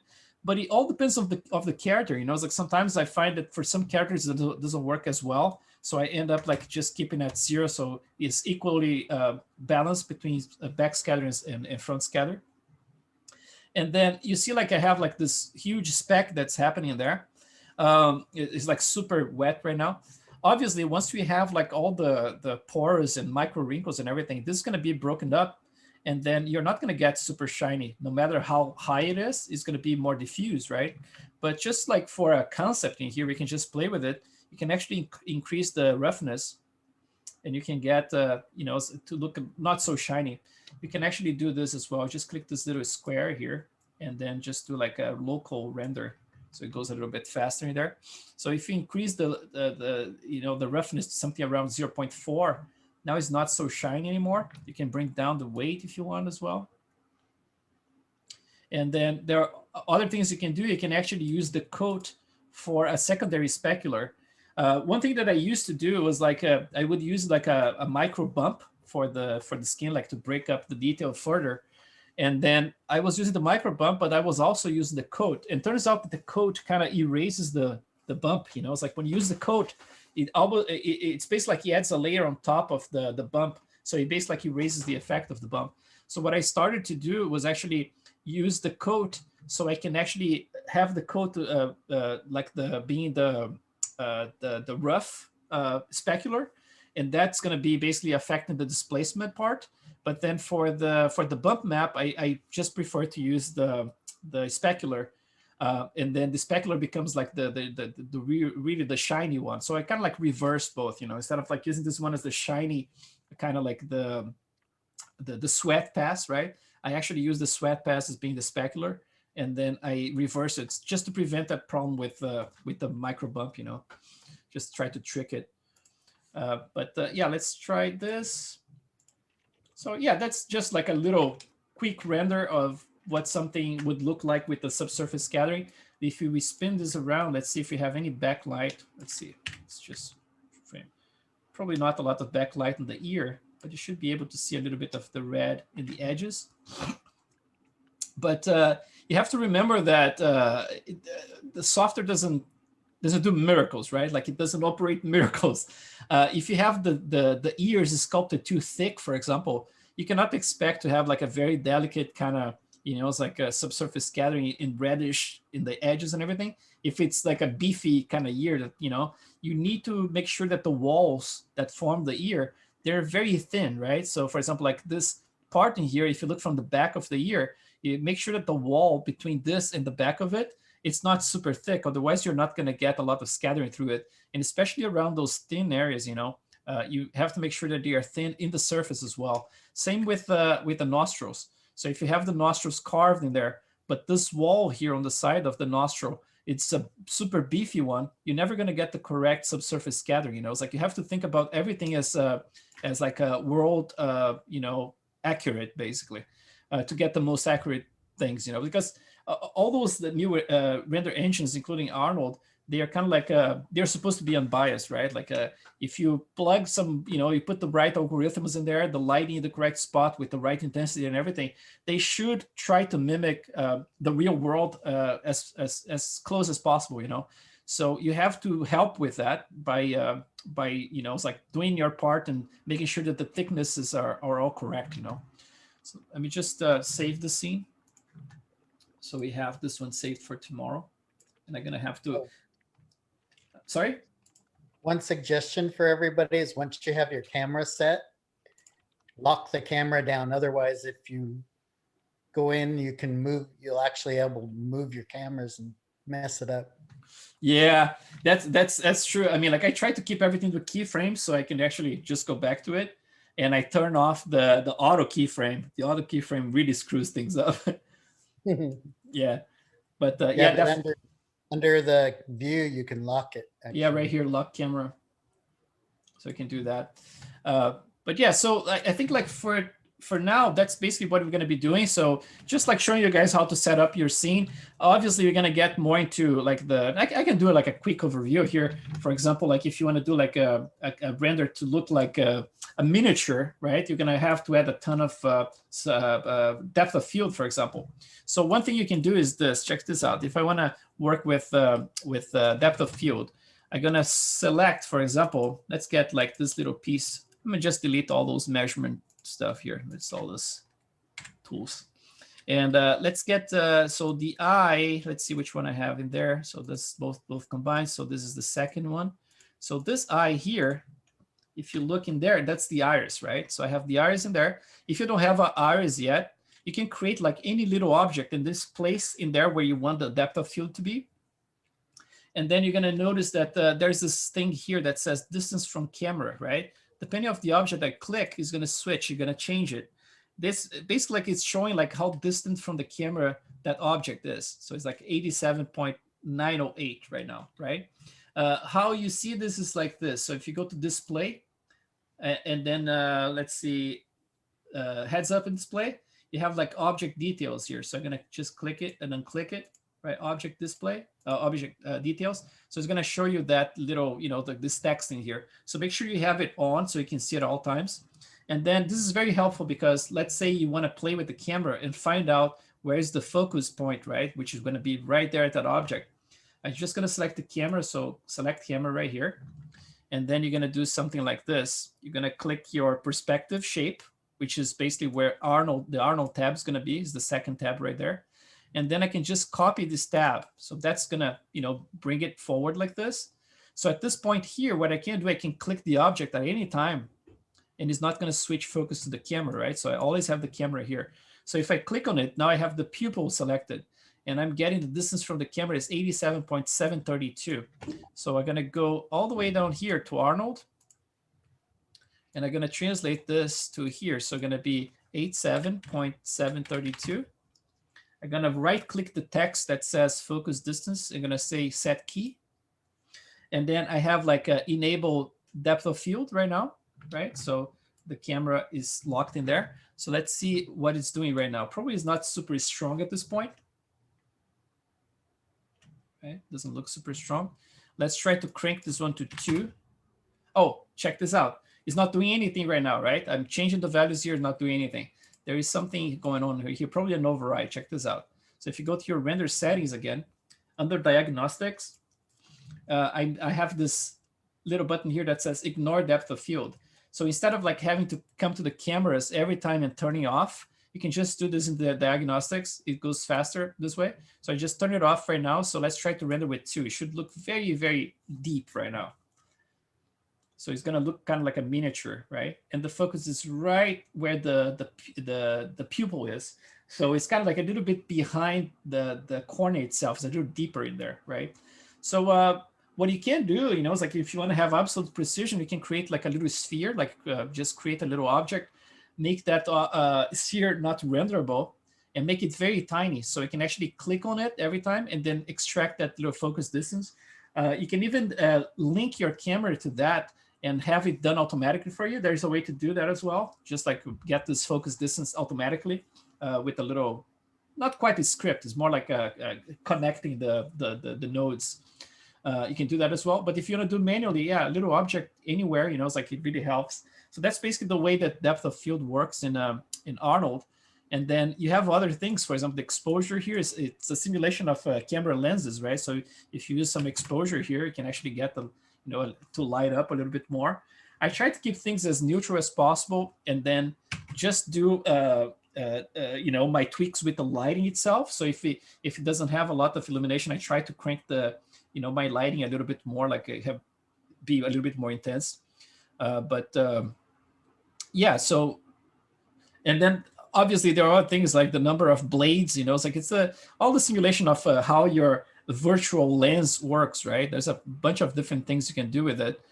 And there are shaders as well. It's like I remember using a shader some time ago that was a simulation of a Zeiss lens.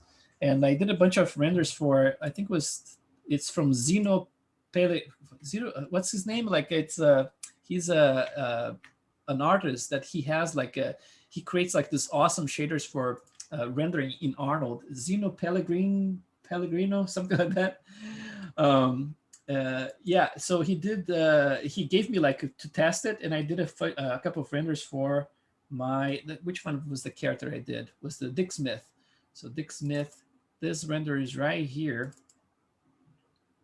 This is like from years ago. Let's see, there is one. Let's try perspective, this one. So those renders right here, they were done with his lens, which creates a little bit of kind of like how you call like a fisheye effect. And also the depth of field is different. But I remember the render time was so high that I had to actually, it's like I told him like, man, at this point here is a little bit hard for me to use because it's a little bit too high. So a little bit of post-processing around here for the, oops. Wow. Or is it? Where is it? This is all old stuff. There you go. Yeah, so, it's like he has this slight like depth of field, not depth of field, but distortion in the camera. But then there is this very strong depth of field, and it's kind of like it's kind of interesting, the effect, because it breaks a little bit that CG effect. It adds this little blur overall. I really like when I render it, but it was actually taking too long to render. So that's kind of like I abandoned it. But yeah, let me just go back to ZBrush right now. Let's do a little sculpting until the end. Chris, I have a quick question, if yes. you don't mind. What would it be the difference if I do that with DOF? And like, I don't know, setting up the focus distance and, I don't know, exporting the CDEV channel apart? Or would it be any difference, like, if I do? It's the Z depth when we export, basically like it becomes something that's it's the depth information, right?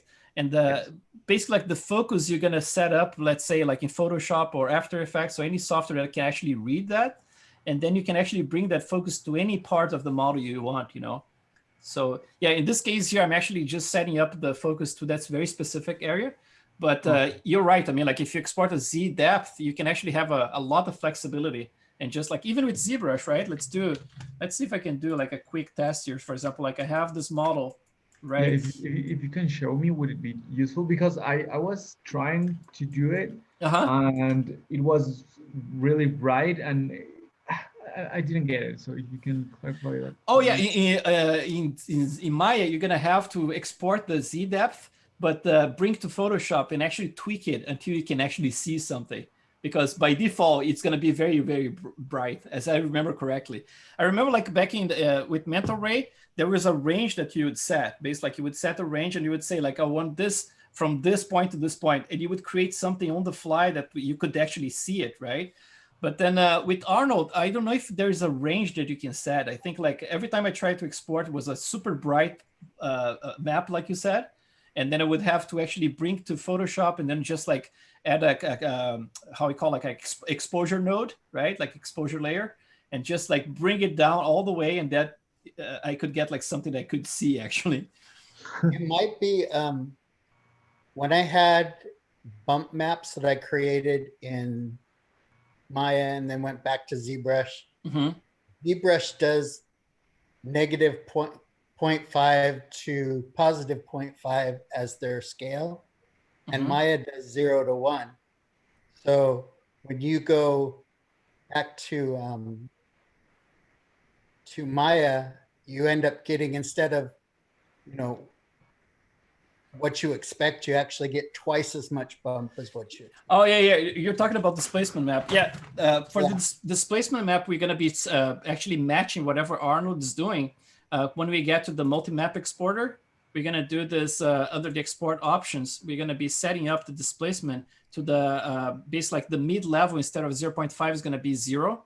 And that's gonna match what Arnold is doing. But he's talking about the depth of field, it's like the Z depth. And then that's what I'm talking about. Maybe it's working the same way.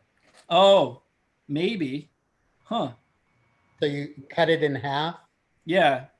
But I remember to being right. I remember it was kind of arbitrary, man. I every time I exported the Z depth, it would bring like a super bright model, a bright map, and I would have to actually color correct it to make sure that it was working, the information is definitely there. You know, it's like if you bring to Photoshop, let's see.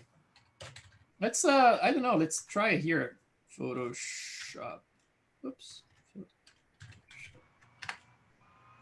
Let's try. Let's see if we can do something here. Like I said, I don't use a lot of AOVs, but let's do one here.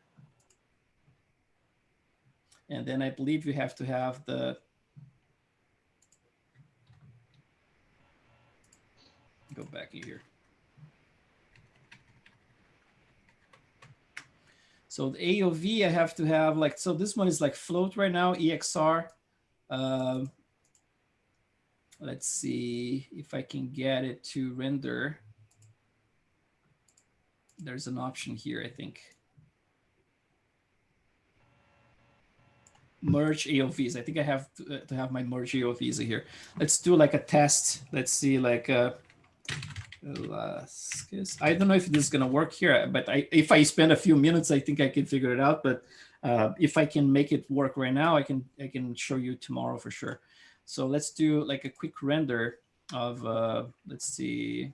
Yeah, everything's correct in there. Yeah, cool. Let's do this. Let's just do like maybe like I can do with rendering with one single with one single frame. Let's see, render here, render view. Okay, so let's try that with just like one single frame. Oh, actually, this one is the old scene that I was using. So this one is not the one we started yesterday. So this one has only one frame. So it should work fine. So let's try this. Let's just render sequence. Let's see what happens. It's gonna render the sequence as a, you know, it's rendering my second monitor right here. It's yeah, it's because it's a Maya render view. Let me just cancel it, and then I can render in the other one. But I'm gonna render like with a very crappy kind of camera. Let's see. Let's do this. Oh, okay. I want to do like a, you know, low resolution so we can go faster. But let's see. Let's do like a 6 in here, and then a smaller resolution as well. Let's try. Oh, it's 1500. So let's do 900, and then let's go back here. Yeah, and let's do like a render sequence.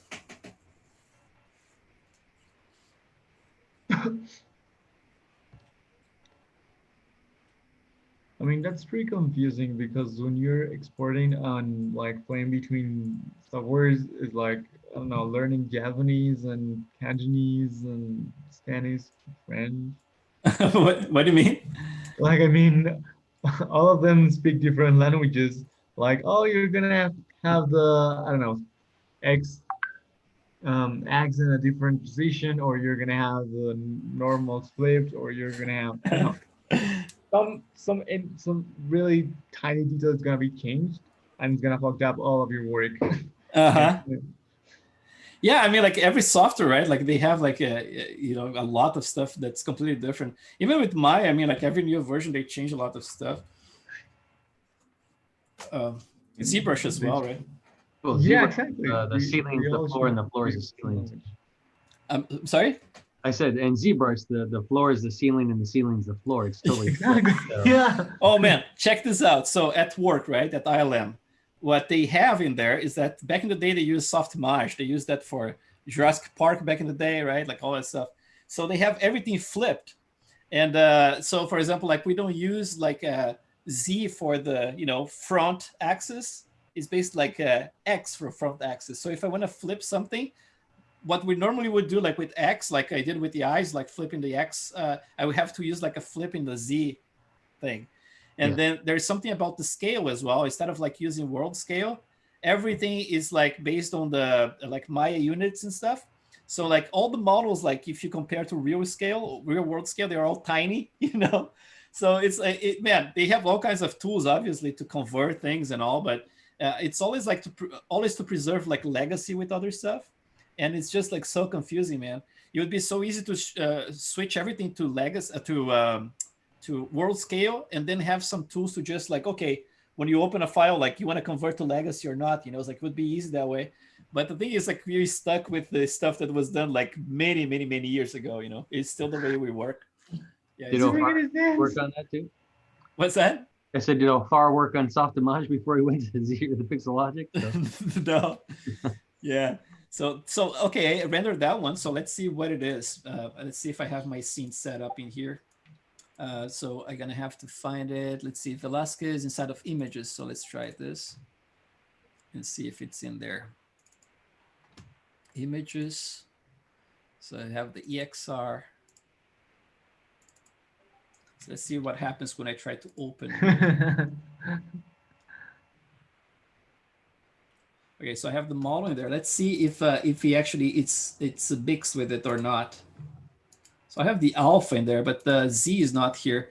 I don't remember exactly like if I have to or if I don't have to render with merge AOVs. There's something about that, but yeah, like let's just do. I'm gonna do a simulation of what normally happens here. Basically, is this right? So I'm gonna just like export this document. Let's do a ZBrush in here, and then let's do images, and then that's gonna be ZB1 JPEG. Let's do that.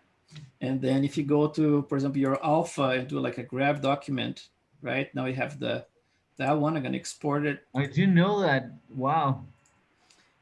Oh, you didn't know that? No, I didn't know that. Yeah, it's kind of funny. That's really cool. So like ZB alpha, right? So you can do like a ZBZ, something like that. So now if I bring it to Photoshop, let's just simulate what you have in there, which is going to be something like, let's do open and F. Press. I mean, it's a cool tip, but I can think about a really useful way to use it.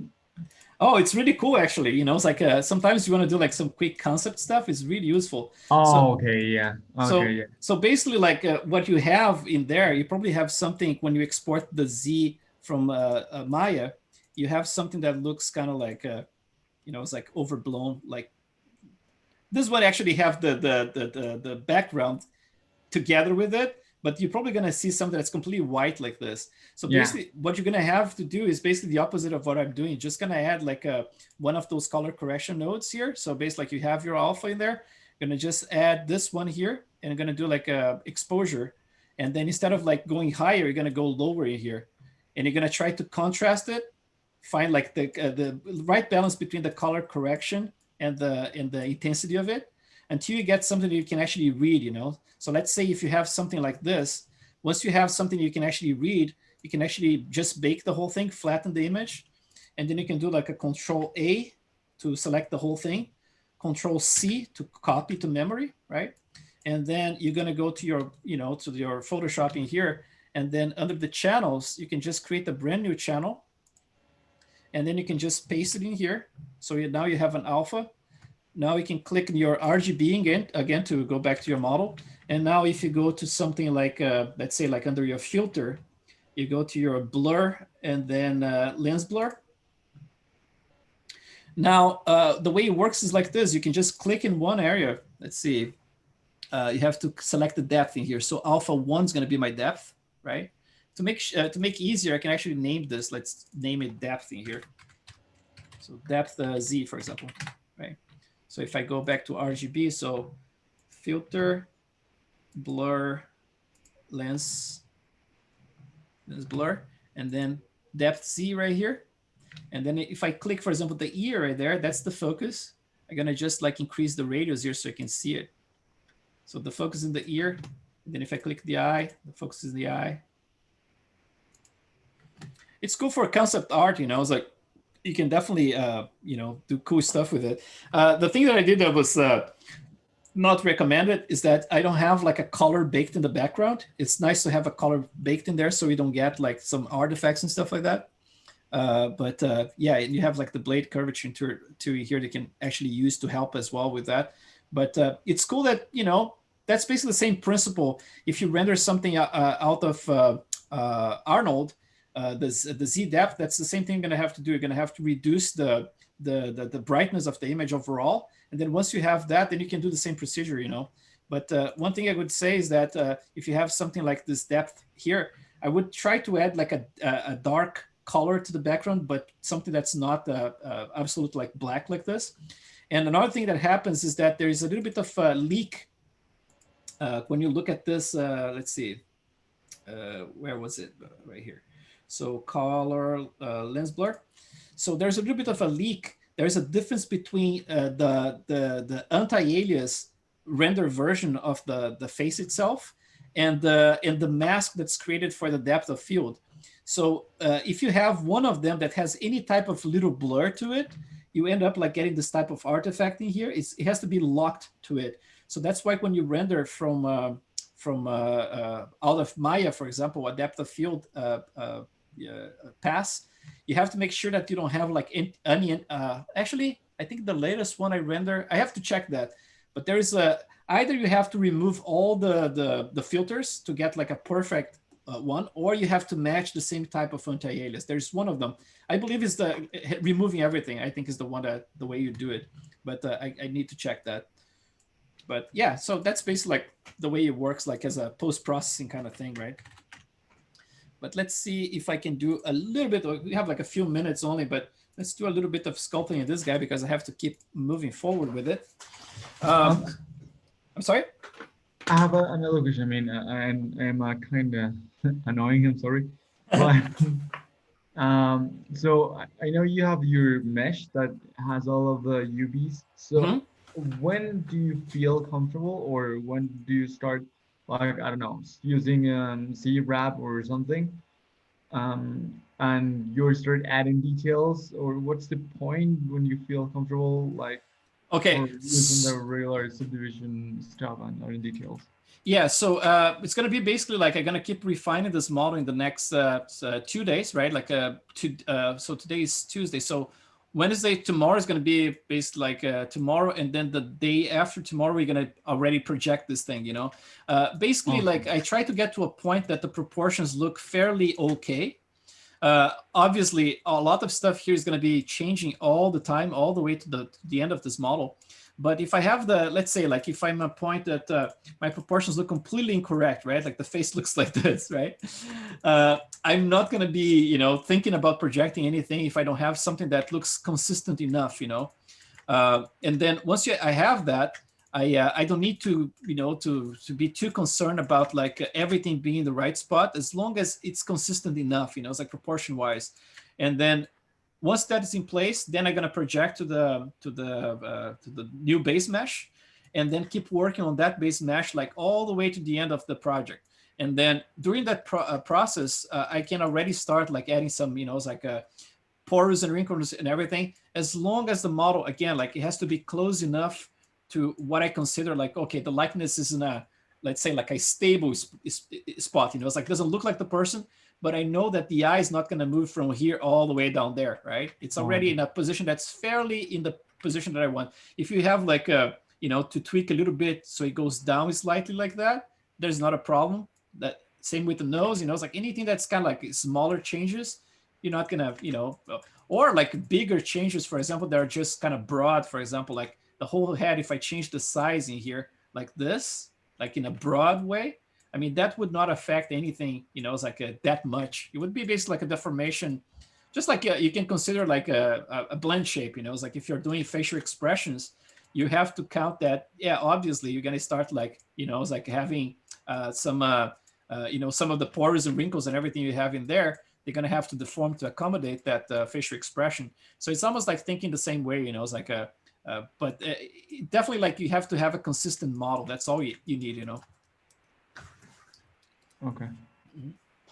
It's yeah, it is a kind of like a tricky concept, right? To think about like, man, but the model is not done. How can I move to the next step, right? Exactly. Yeah, but yeah, it's interesting because the flexibility you have with the digital art, you know, so you can definitely, if you're careful about how you move stuff around, you can preserve all the detail. But then obviously, if you're doing like changes that are like too drastic in a certain spot, you can tell that area is going to stretch in a weird way, and all the pores are going to be weird.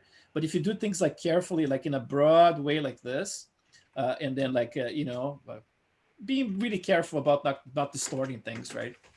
Then you're going to be in a good spot. Now they have that thick skin thing that's coming. Oh man, I want to try that. That's so cool. Cool. It looks really cool. But yeah, like all the way to, I know that some of you guys going to be working on the likeness stuff, and then there are certain faces that are impossible to match if you have everything is completely symmetrical, right? Some faces like you're gonna have like one eye up, like mouth, blah blah blah, like ears much bigger. It's like you're gonna have like some weird faces out there, and the only way to get the likeness to look correct is to go that way.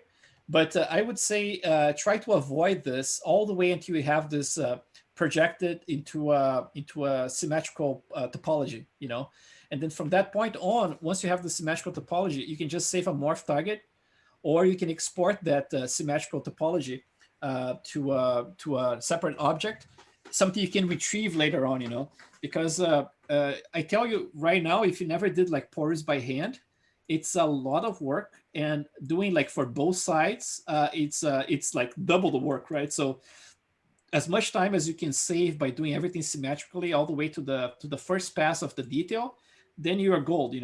I would say wait until you have the pores placed everywhere to break up the symmetry, but don't stop yourself from breaking up the symmetry as long as you have something to go back. It's like either a blend shape or a model you can re-import to go back to the completely symmetrical, just for the purpose of adding the detail, because otherwise it's going to be really painful for you. So I'm going to do some more refinements in here. I'm going to subdivide once more, get a little bit more, and I'm going to start actually doing some more work here, refining some of those forms. Let's bring up some of my my references in here. I know we are right around that time, but it's like yesterday as well, like because of the trouble I'm having with certain things happening in my computer here, I'm actually not caring too much about the time, as long as I have the information available there for you guys. I mean, this is fun. What's that? This is fun. I mean, I have no issue with it. Thanks, man. Yeah, I try to have fun as well, but the thing is, like, you can never foresee what's going to happen, right? Like, you can plan it, you can actually test things beforehand, and there's always something that happens. But yeah, I enjoy being with like-minded people. It's like with artists like you guys. I mean, like this isolation right now, it's kind of weird, right? Like you don't go anywhere. Yeah, I go out of the house with the kids. I mean, like we go get burgers and things like that. But for the most part, I mean, like it's not like I care that much, because I was always like a hermit, stay home all the time. But my wife, she's a nurse, so she has to go to work. But she's not like a nurse that she's like in the emergency room or anything. She is specializing in breastfeeding, so she takes care of babies basically. But yeah, so she's not like she's like a vector, like someone's gonna catch something and bring it to our house. But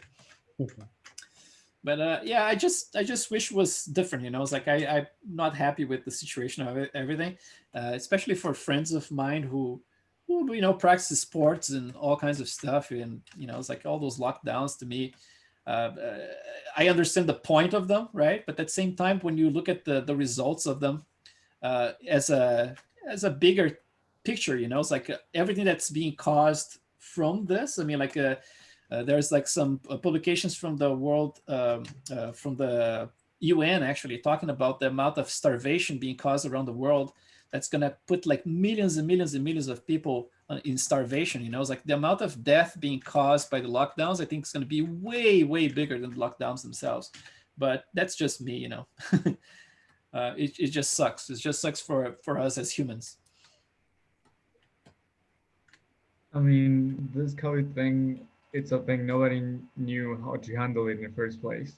Yeah, I mean, yeah, like they never did this, right? Like it's the first time ever that they lock people up who are healthy. It's like a lot of healthy people being locked down, and it's not like it's producing a lot of results in a way. I mean, like here in the United States, they mentioned like, oh, if we convince 70 to 80% of the people to wear masks, we're gonna get rid of this virus straight away.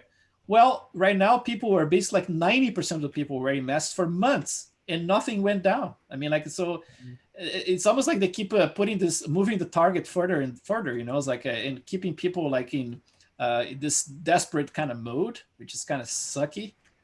but it's almost like there is no way to meet any of the targets they put forward because he always misses the mark, but I don't want to talk about this stuff, man. It just depresses me, and obviously a lot of people have different opinions.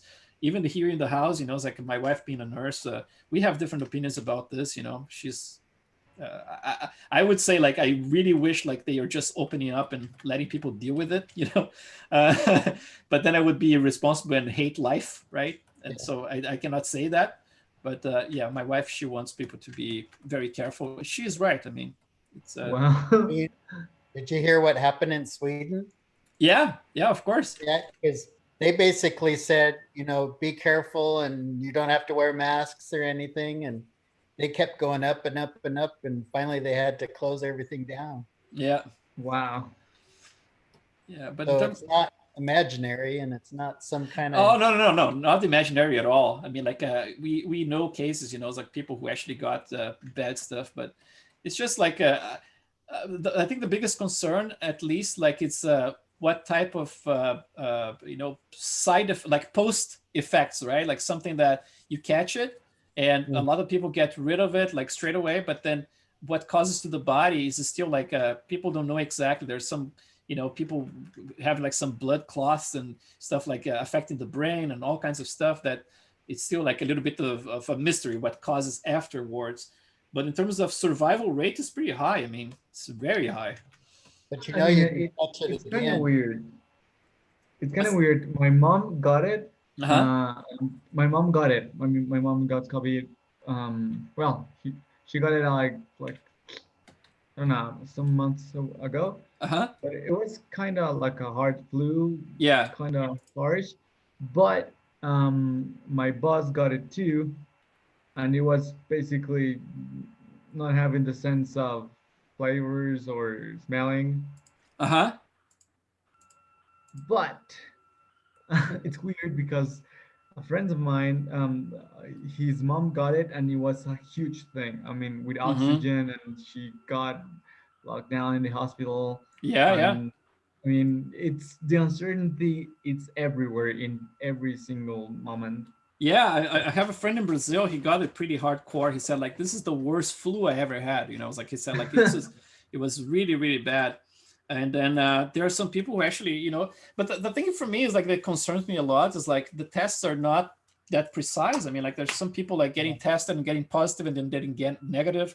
There's that singer this week, right? The past week that she was tested in both nostrils. The right nostril gave her a positive result. The left nostril gave a negative one, right? And then Elon Musk got tested 4 times. 2 of them were positive, 2 are negative. So, it's like, how can you trust like statistics if you're dealing with something like this? I mean, it's bizarre to me. Well, but some people are getting it over again. Yeah. It mutates really fast. And so you can get the antibody, but then it mutates it and you catch another mutation of it. Yeah, I mean, I tell you right now, man, just if I had the choice, like if I was, it's like on my own, I didn't have to be super careful because of my kids and my wife and everything. As an individual, someone who believes to be a free man, I would choose to live life than just like surviving, because this is being a little bit. I understand like what we did in terms of all the effort that we did for all those months, man. But being like having this target being pushed forward over and over again, saying that the lockdown is going to last now until next December, based like a whole full year of lockdowns coming up, right? That's becoming a little bit too out of hand for me, it's like to deal with, and I think about myself as someone who still wants to enjoy life, it's like, and this is not being very enjoyable anymore. Yeah. Just as a concept, obviously, I'm concerned about people. I'm concerned about my family. I'm concerned about, it's like people being safe. It's just a matter of like, it's like, what's the meaning of life at the end? It's like, you're going to be locked down forever until nobody else dies anymore. I mean, is that the deal? We are going to stop trying to stop death altogether. Is that the new normal? I don't think so. I just wonder if kids are going to grow up. Every time they go out, they'll have to have a mask. Yeah, dude. The thing is like the way that they approached the whole thing, right? Like saying that was supposed to be just like, oh, it's just a few weeks. Oh, it's just a few months now. Oh, just like until next year, It's like, and then you see people like Bill Gates coming to the TV and saying like, oh, this is not going to go to normal until everybody's vaccinated, right? And then all of a sudden, like I look at the vaccines that they're, it's like rushed. Basically, like the vaccines take like 6-7 years to be stable, and then all of a sudden, like I'm being asked to take a vaccine that I have no idea if it's effective or not. Like Moderna just recently, it's like they released the results, and like the people who took like the strongest dose, all of them had side effects. And then the people who took like the mid dose or something, 80% had side effects, like strong side effects. So Moderna, it was kind of like pushed away, and now there's the Pfizer one that's in place. The fact that this vaccine was not tested in animals, it went straight to humans, right? It's a lot of stuff, man. It's very bizarre to me why this is being pushed this way, And I know that Bill Gates has a ton of money in every single, one of those companies producing vaccines. And if you can convince like 7 billion people that they all have to take vaccines, that's a good chunk of money to make, I just like, I don't trust, it's like I got an ad the other day on my Facebook that was about the Zantac. That's a medicine for, it's like acid reflux and stuff. And last year I had some bad case of acid reflux. I went to the doctor, and the doctor basically like told me to take Zantac, right? So I took for about a month and stuff. So this week I get an ad on Facebook saying like, if you took Zantac and you developed cancer, you might be entitled to a compensation because they pulled out of the market. They are not selling Zantac anymore because it's a very high probability of cancer if you take Zantac, right? Wow. The thing is, like, Zantac is being commercialized since the 70s, right? So this medicine is out like for like 40 years, man. Okay, almost like 50 years, and they are pulling it out of the market because it causes cancer. Now, do I have to trust that a medicine developed like in a few months, right? That was like bypassed animal testing, all the stuff that are gonna test and are gonna be good to go? I was like, I don't think so. And the thing that freaks me out is that they're gonna make this shit mandatory, and that's really keeping me awake at night, Well, the nice thing is I can't even take regular flu shots. Why? When I was little, I was allergic to eggs and orange juice. Oh, okay. So they incubate all that stuff in eggs. So they won't let me have flu shots. Dude. Wow. Well, how can I join your club, man? I need that. How can I join your club? So you're gonna be one of the chosen ones, man. When the cooling happens, you're gonna be one of the ones carrying the legacy. So you have to learn all those techniques in here to teach people. I'm not gonna be around. Oh man. You're teaching the next generation of humans. Yeah, exactly. Yeah.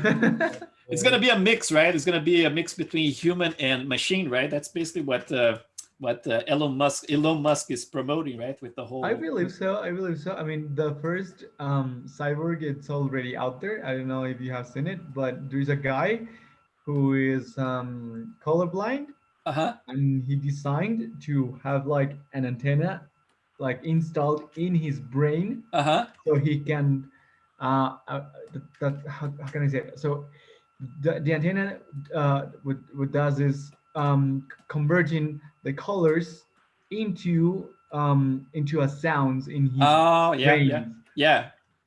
So he has a picture with the antenna for his passport.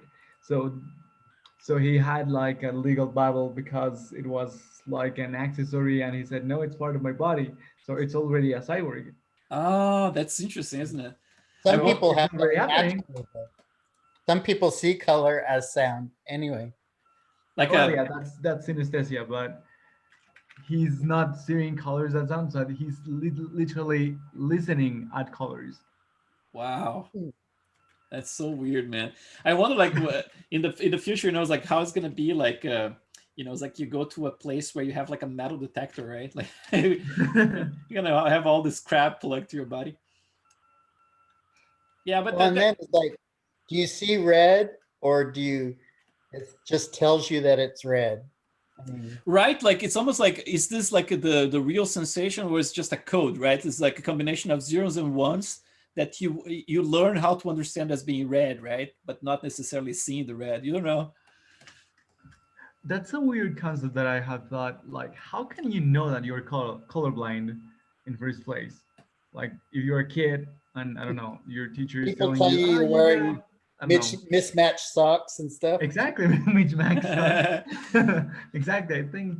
I think it's the fact that you cannot distinguish between two colors sometimes. You know, it's like you see two different colors, and then you point at both of them, like, oh yeah, they're the same. And then you was like, no, this is red and this is orange. It's like, no, it's exactly the same. Because like there is like, for them, like there is some kind of like one of the colors at least, you know, it's like it's kind of removed from the scope. So if you have similar ones that actually have the color in it, you're going to be completely removed. It's very interesting. There is some glasses they are making right now that actually restore that, right? And then it's cool to see on YouTube. I don't remember the name of the glasses, but it's just like reactions, you know. It's like his family is giving those glasses to someone who was colorblind like for their whole lives, and then you see them testing for the first time, and it's guaranteed you're gonna cry with them because like the reactions are pretty impressive, you know. These people, I think it's like it's the same value, so they see gray. Yeah. And if it's the same value, then it's just they can't differentiate it because it's just the same shade of gray. Yeah, it changes the hue, but the value is the same in there. Yeah. Yeah. Mm-hmm. Yeah, I cried. I watched that. I cried. Yeah, those videos, man, they're so like stunning, and also with people who never heard. Sound too. Oh yeah, never. Oh, it's so sad, man. Like people who never heard, they have like they put like the little implants or little earpieces in there, and then they hear sounds for the first time. Sometimes like moms, right, like listen to their babies for the first time, man. Oh, that really breaks my heart. Yeah. And you know Joseph Drust is colorblind. Oh, he is? Yeah. I didn't know that. He said it he said it a few times, but they said it again during the summit. Uh-huh. That he's colorblind. Oh, that's why his work sucks. No, he's really good, man. Like, and he kicks ass at everything, right? Like the hard surface, the organic stuff. Yeah, he's really talented. Yeah. It's a very chill dude too. I spoke to him a few times at the last summit when I went there. I wish we had the summit in person this year again, but I understand. Yeah, it was kind of cool to see these people in there. So what I'm doing right now, I'm actually just refining the form. For the most part, I'm actually smoothing things out and trying to, you know, blend that area that I mentioned before here that was looking very, very weird in the render in there, and then just trying to make things a little bit more organic. I use the clay build up, like I said, with intensity of 3 or 2 or 3, and then I try to do in a way the way that I see the clay build up is like this. So if you have like a standard brush, right? And you just like sculpting something like those two forms here and here. So you have this form. Let's see. I have my alpha on in there. So if I have like this form in here, I'm gonna exaggerate, and then you have this form in here. It's hard to create like a crease in between them when you have like a standard brush, for example. But when you have the clay build up, when you build one form against the other, you can create like a very nice crease in between them. You know, it's like it's almost like you can start like if you do like the movement in a very broad way like this, and just like stopping right at the edge of the next form, you can actually make things blend in a very, very naturalistic way. You know, it's like the secondary forms to me are the ones that actually really tie everything together, right? If you have like your primary forms in place, they look okay from a distance and everything. The tertiary forms like the pores and the wrinkles, you're only going to be able to see when you're from up close anyway, right? But the secondary forms is basically like they are the magic formula. You know, it's like what makes everything looks more natural.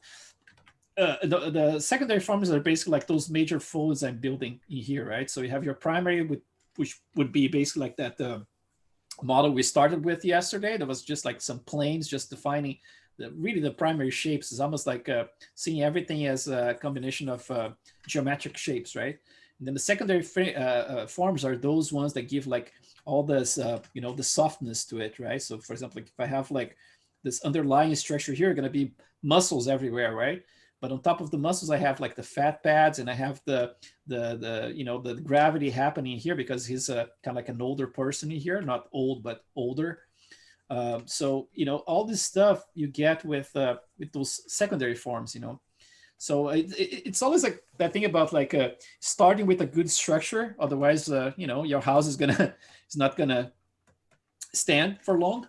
But then this is basically like all the decoration of the house, right? Like, and then not the decoration, I would say like it's the accessorizing like with the furniture, right? And the decorations would be just like the little super fine detail and everything. But this is an extremely important step. It's like, and this is a step I have the most fun actually is working on the secondary forms, because right now I'm just exploring them because I'm not trying to match like a model that I have a ton of pictures of, right? So that would add a ton of pressure because it would be, it's like, okay, so the zygomatic has to be precisely in there, otherwise like the likeness is lost completely, right?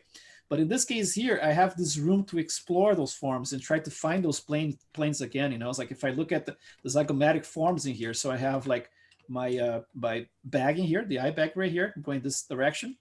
I can actually fix this one a little bit because it looks a little wacky in there. So just gonna build up a little bit more of this lower lid. Just remove a little bit of that volume from the side in here, and then I can start thinking about, okay, so let's think about like physics, right? So if I have like this form that's very soft and it is affected by gravity, it's actually hanging on top of those other forms. So when I hit this other one in here, I'm gonna have little bulge happening around here. This one is gonna be, it's like, for example, like if I have the bone structure for underneath, if I can do like very strongly so you guys can see, for example, like I can start thinking about a form that looks like that, right? And then that's gonna be basically like the split between the light hitting the top of a form, kind of like a shelf, and the side of the shelf, right? So I can think everything as planes from this point on. If I want to reinforce those planes so I can see where they are, I can always use like the H polish. So H polish, this one here, which is really cool for this kind of stuff. I don't like to use them for to create like models stylized. I mean, like a lot of people use it, so it looks a little cheesy at the end, because you look some models, they are all kind of like squarish like this. Everything is squarish, right? So like it go over the entire thing. And I did this a lot when I was working on Clone Wars for the TV, but it's the kind of stuff like it kind of lost the appeal to me. But as an instrument to actually help you to find those planes again, I think is very useful still, So for example, like I used this carve brush that I showed you guys yesterday. For example, I can come with the carve brush just as a line like this. And I do something like this, for example, just to understand those planes. So basically it's gonna have a difference between what's flat at the top and flat on the side. So instead of like having like a completely round form, I can actually have that to delimit it for me, and then just use like a H polish and then come from the side in here and just like slightly remove some of that. And then from the top in here, add a little bit more of a planar surface just at the top. And then very slowly I start removing this line again. And now I have like a little bit more of a plane in there. But again, like it's gonna be just a starting point, right? And then obviously going to have to smooth it out a little bit more. Otherwise you start to get like it gets too mechanical, right? Like if you leave all the stuff in there. But it's important, it's like when you get to areas like the chin, for example, nose specifically, right? You saw that for the nose, I was doing this this little plane that I created in here. So there's a plane underneath here. I'm going to continue all the way here and go round. So it kind of like creates a little spiral in here. And then I'm going to do the same thing for the tip, coming around here, right? And this again, like it's going to be kind of like a little sketch, and then later I'm just going to smooth it out a little bit like that. So when the light hits that area, instead of like everything looking completely round all the time, you're going to get more rhythm, it's like I said yesterday. So you're going to get some areas that your eye is going to the eye is an interesting thing, right? Like your eyes are very curious. And when you're looking at anything, you're actually just doing this whole scan, right? And the forms have to be interesting, it's like they have to look that it's a little bit of a trip. It's like you're going to see forms that make your eyes very comfortable following those lines because they're so round and everything. And then there is always like one that shocks you. It's like kind of like, oh, there's a kind of chamfered area. It's like a little bit more squarish. And then your eye is like, oh, interesting. So you move to the next thing, and then you search again for more interesting things to look at the model. There's a very silly example here when we are working on Transformers. Transformers, I mean, like you saw the movies probably, like they are a mess, right? Like it's so many pieces everywhere, and everything moves super fast with motion blur, so much so that we don't need to actually make the models, in a way that they can't transform at all, as long as you the rigger do the magic, right? Like the animators do the magic, actually create the impression that things are transforming. That's all that matters at the end. But the thing is, like, those concepts, you would get sometimes concepts that look super clean, like would look super cool. And then we would match like a one-to-one to the concept, look super cool. But then the director would come and say like, it's not complex enough. You can add more stuff to it. And then you just keep adding more stuff to it, it's like until you can actually, your eyes have no rest anymore. And then as a sculptural piece, it's not a good piece anymore. It's like, it just becomes like, yeah, I understand it's a mechanical thing. It has to look complex. Maybe like the scale is not showing because it's a gigantic robot.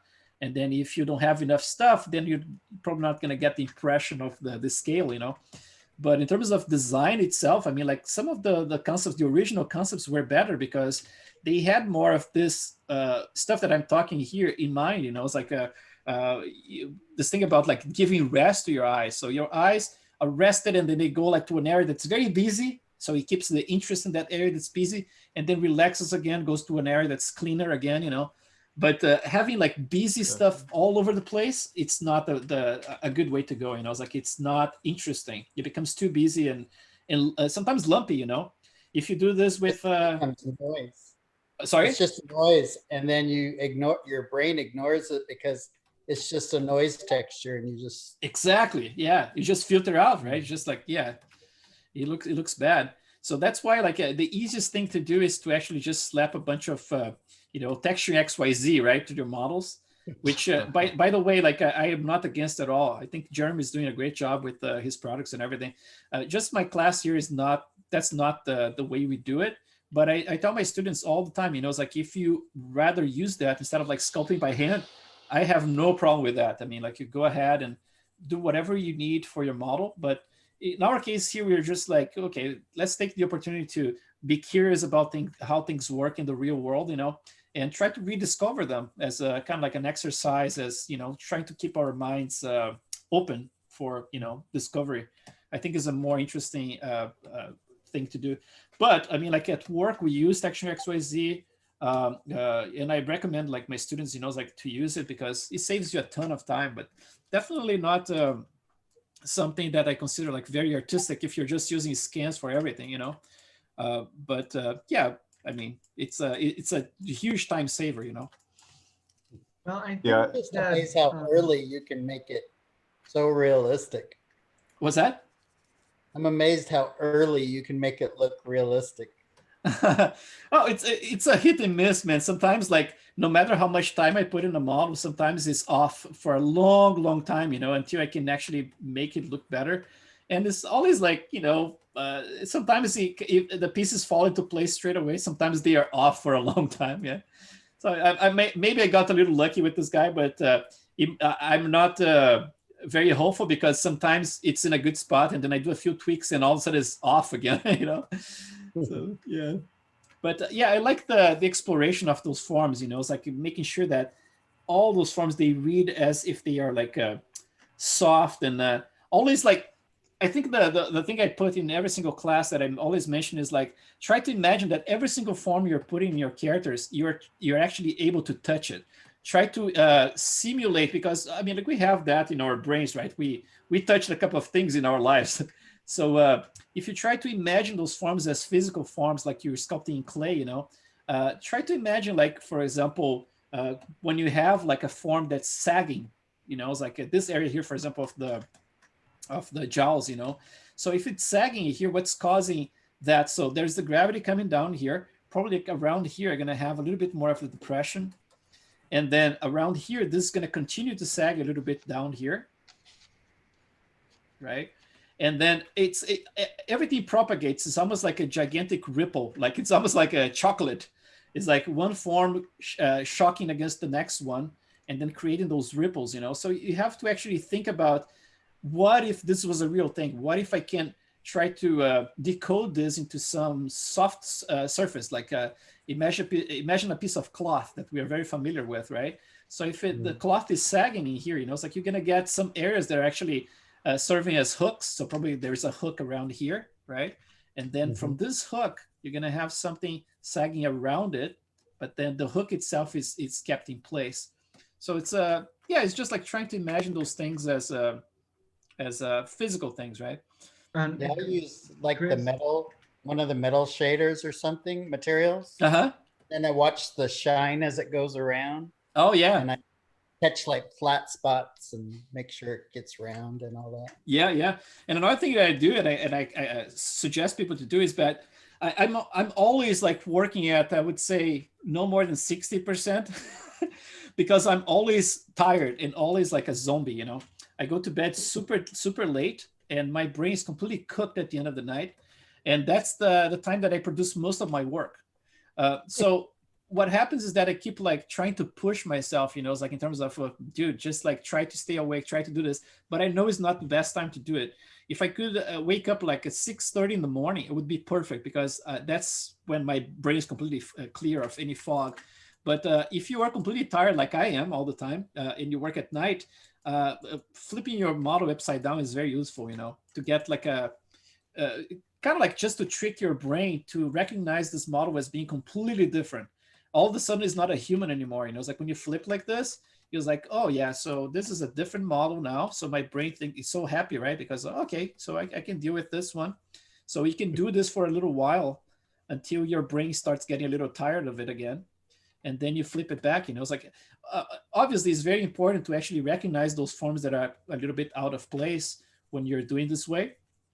And the same way that some artists do the flip horizontally, right? Like, especially like if you're a 2D artist doing paintings and stuff, if you have access to Photoshop or a mirror, for example, you can actually put this in front of a mirror and just like compare the two sides.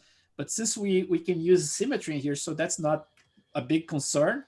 But flipping upside down is definitely a good way to go. You know, it's like to get a good idea about like looking at different angles. For example, the bottom like that. Like you have to make sure that the eyes that are actually echoing, like the eyelids are echoing the eyeball. You have to imagine that the eyeball again is like it's a volume, like a sphere pressing against very thin surfaces, the eyelids, and creating this bulge, right? So everything has a logic behind it. For example, the nostrils in here, I can tell that from here, you're going to have to spread this area here a little bit more, because also there's an echo here, basically, that this forming here, right? I have to actually echo from the inside. So I have like that thin wall I was talking about. There is this whole kind of spiral that goes around here. I'm going to have to keep like refining it.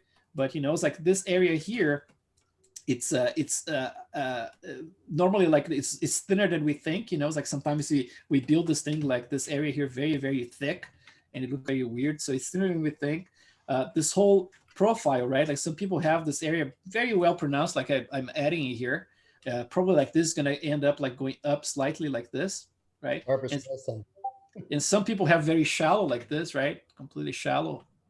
And yeah, there's all kinds of stuff, man. Like sometimes like stylistically, you can actually exaggerate some of the stuff. You see I'm keeping more angles than I should, because I think it has a little bit more style in there. But yeah, eventually I might, you know, tweak some of that and then bring it to a more. My brain always wants to idealize things. But mine too. Yeah, that's the thing. Like if somebody has a really long philtrum, I'm like, I'll pull it down and then I'll end up putting it back up because it feels wrong. Yeah, it's the same with me. I mean, like I was telling my students, like I think in the past class last August, that we have this internal library, right? Like we go to, you know, we see images all the time since we're babies, and we go to museums and we have all this stuff, and then over time our brain almost like starts like to select our favorite things. So basically, like you go to a museum and you see a statue, a sculpture from Michelangelo, right? And you're like, oh yeah, okay, the proportions are kind of off. It's not my cup of tea, but man, those lips, it's like the way he builds those lips, they're very interesting. So you kind of like record that, and you end up like studying how he built those lips, and then that becomes your favorite type of lips to sculpt. And then same for eyes and whatever it is, it's like the way you sculpt the biceps or whatever it is. And then you have like over time, after years, like kind of internal library. So you end up like borrowing from that library, and you express that in your work. And then kind of like, yeah, that's basically what I'm doing right now, because I don't have a lot of information coming from the image right there. So I'm kind of like trying to add some of my favorite stuff. And then over time, I'm going to go closer, look closer and closer to the image, and then see, okay, so this, I'm a little bit too far from what it is that I can see. So let's bring up what I can actually see, and then introduce to this model. But for now, it's just like mostly like fun. But yeah, guys, so I'm gonna leave it at it for now. But tomorrow we're coming back, and then we're gonna do more sculpting tomorrow, and try to spend more time with the sculpting and a little bit less time with the technical stuff, so we can actually, investigate more of the forms, talk a little bit more of the likeness stuff. There are a couple of materials I want to pass to you guys. And I would just say, like, for now, just keep working on any concept you have. Don't worry about, having any precision or anything. Just have fun with it. Try to get the proportions like in place, right? Like when you look at the reference, if you want to cheat, it's always good. It's like if you want to do a little cheating, you can do something like this, for example. I don't recommend. I try to push myself and just like eyeball for the most part. But if at the end of the day, I mean, like, you're going to see this too, it's going to be completely different here, because like I said, I'm idealizing a lot, but you can always put the image in the background and just make your ZBrush like see through, right? Like with this little slide here, it's very useful. And if you want to turn on, for example, like your wireframe, so you can actually see better, you can do something like this. If you click the eye, then that's basically like the center of the rotation, the scale now. And then you can do things like that, just like slightly like start matching, back and forth. You're going to look and just try to find that position. And then if you want to rotate, there is this thing here that it's funny, because I always mention, and some people are blown away. That's basically like if you're rotating things around, right? Like in ZBrush, there is this option that you can rotate things this way right here, right? And then people are like, how did you do that? It's like, yeah, you just press shift and press and release shift, and you can actually rotate and basically like this way, instead of like just rotating this way, right? You can actually rotate like sideways. Just press and release it. So that way you can actually match like fairly close, and then again, like just click some area you want to use as a pivot. Sometimes the tip of the nose is a good one, and you can just move the tip of the nose around there, and then you can use that, it's like those techniques, and just do it that way. But yeah, I can tell like there's a lot of stuff that's off in there. But if you want to do something like this, just make sure that you are matching like some of the proportions, position of the eye, for example, in relation to the nose. Very important, it's like the distance between the eyes and the base of the nose, base of the nose to the lips, and the lips to the chin. Those are good landmarks to pay attention in there. So if you need to do this, I'm not against. It's like I'm gonna wait until I get in real trouble, and then at the end I might use that for just like to confirm a few things, And then if I notice like the eyes are completely off, or the eye bags I just noticed were off, you just bring it, a little bit closer to that. And yeah, so something like that. But I'm not against anything you guys gonna use. It's like all the techniques I'm gonna give to you guys gonna be in the spirit of, okay, another tool in your arsenal. It's like to do what you already do. Most of you guys do great work already. But whatever you can use from from what I'm gonna be teaching you guys is great. Great night. Thank you again, and I see you tomorrow. Okay. Thanks a Nice, lot. sir. Thank you so much. Thank you very much, Chris.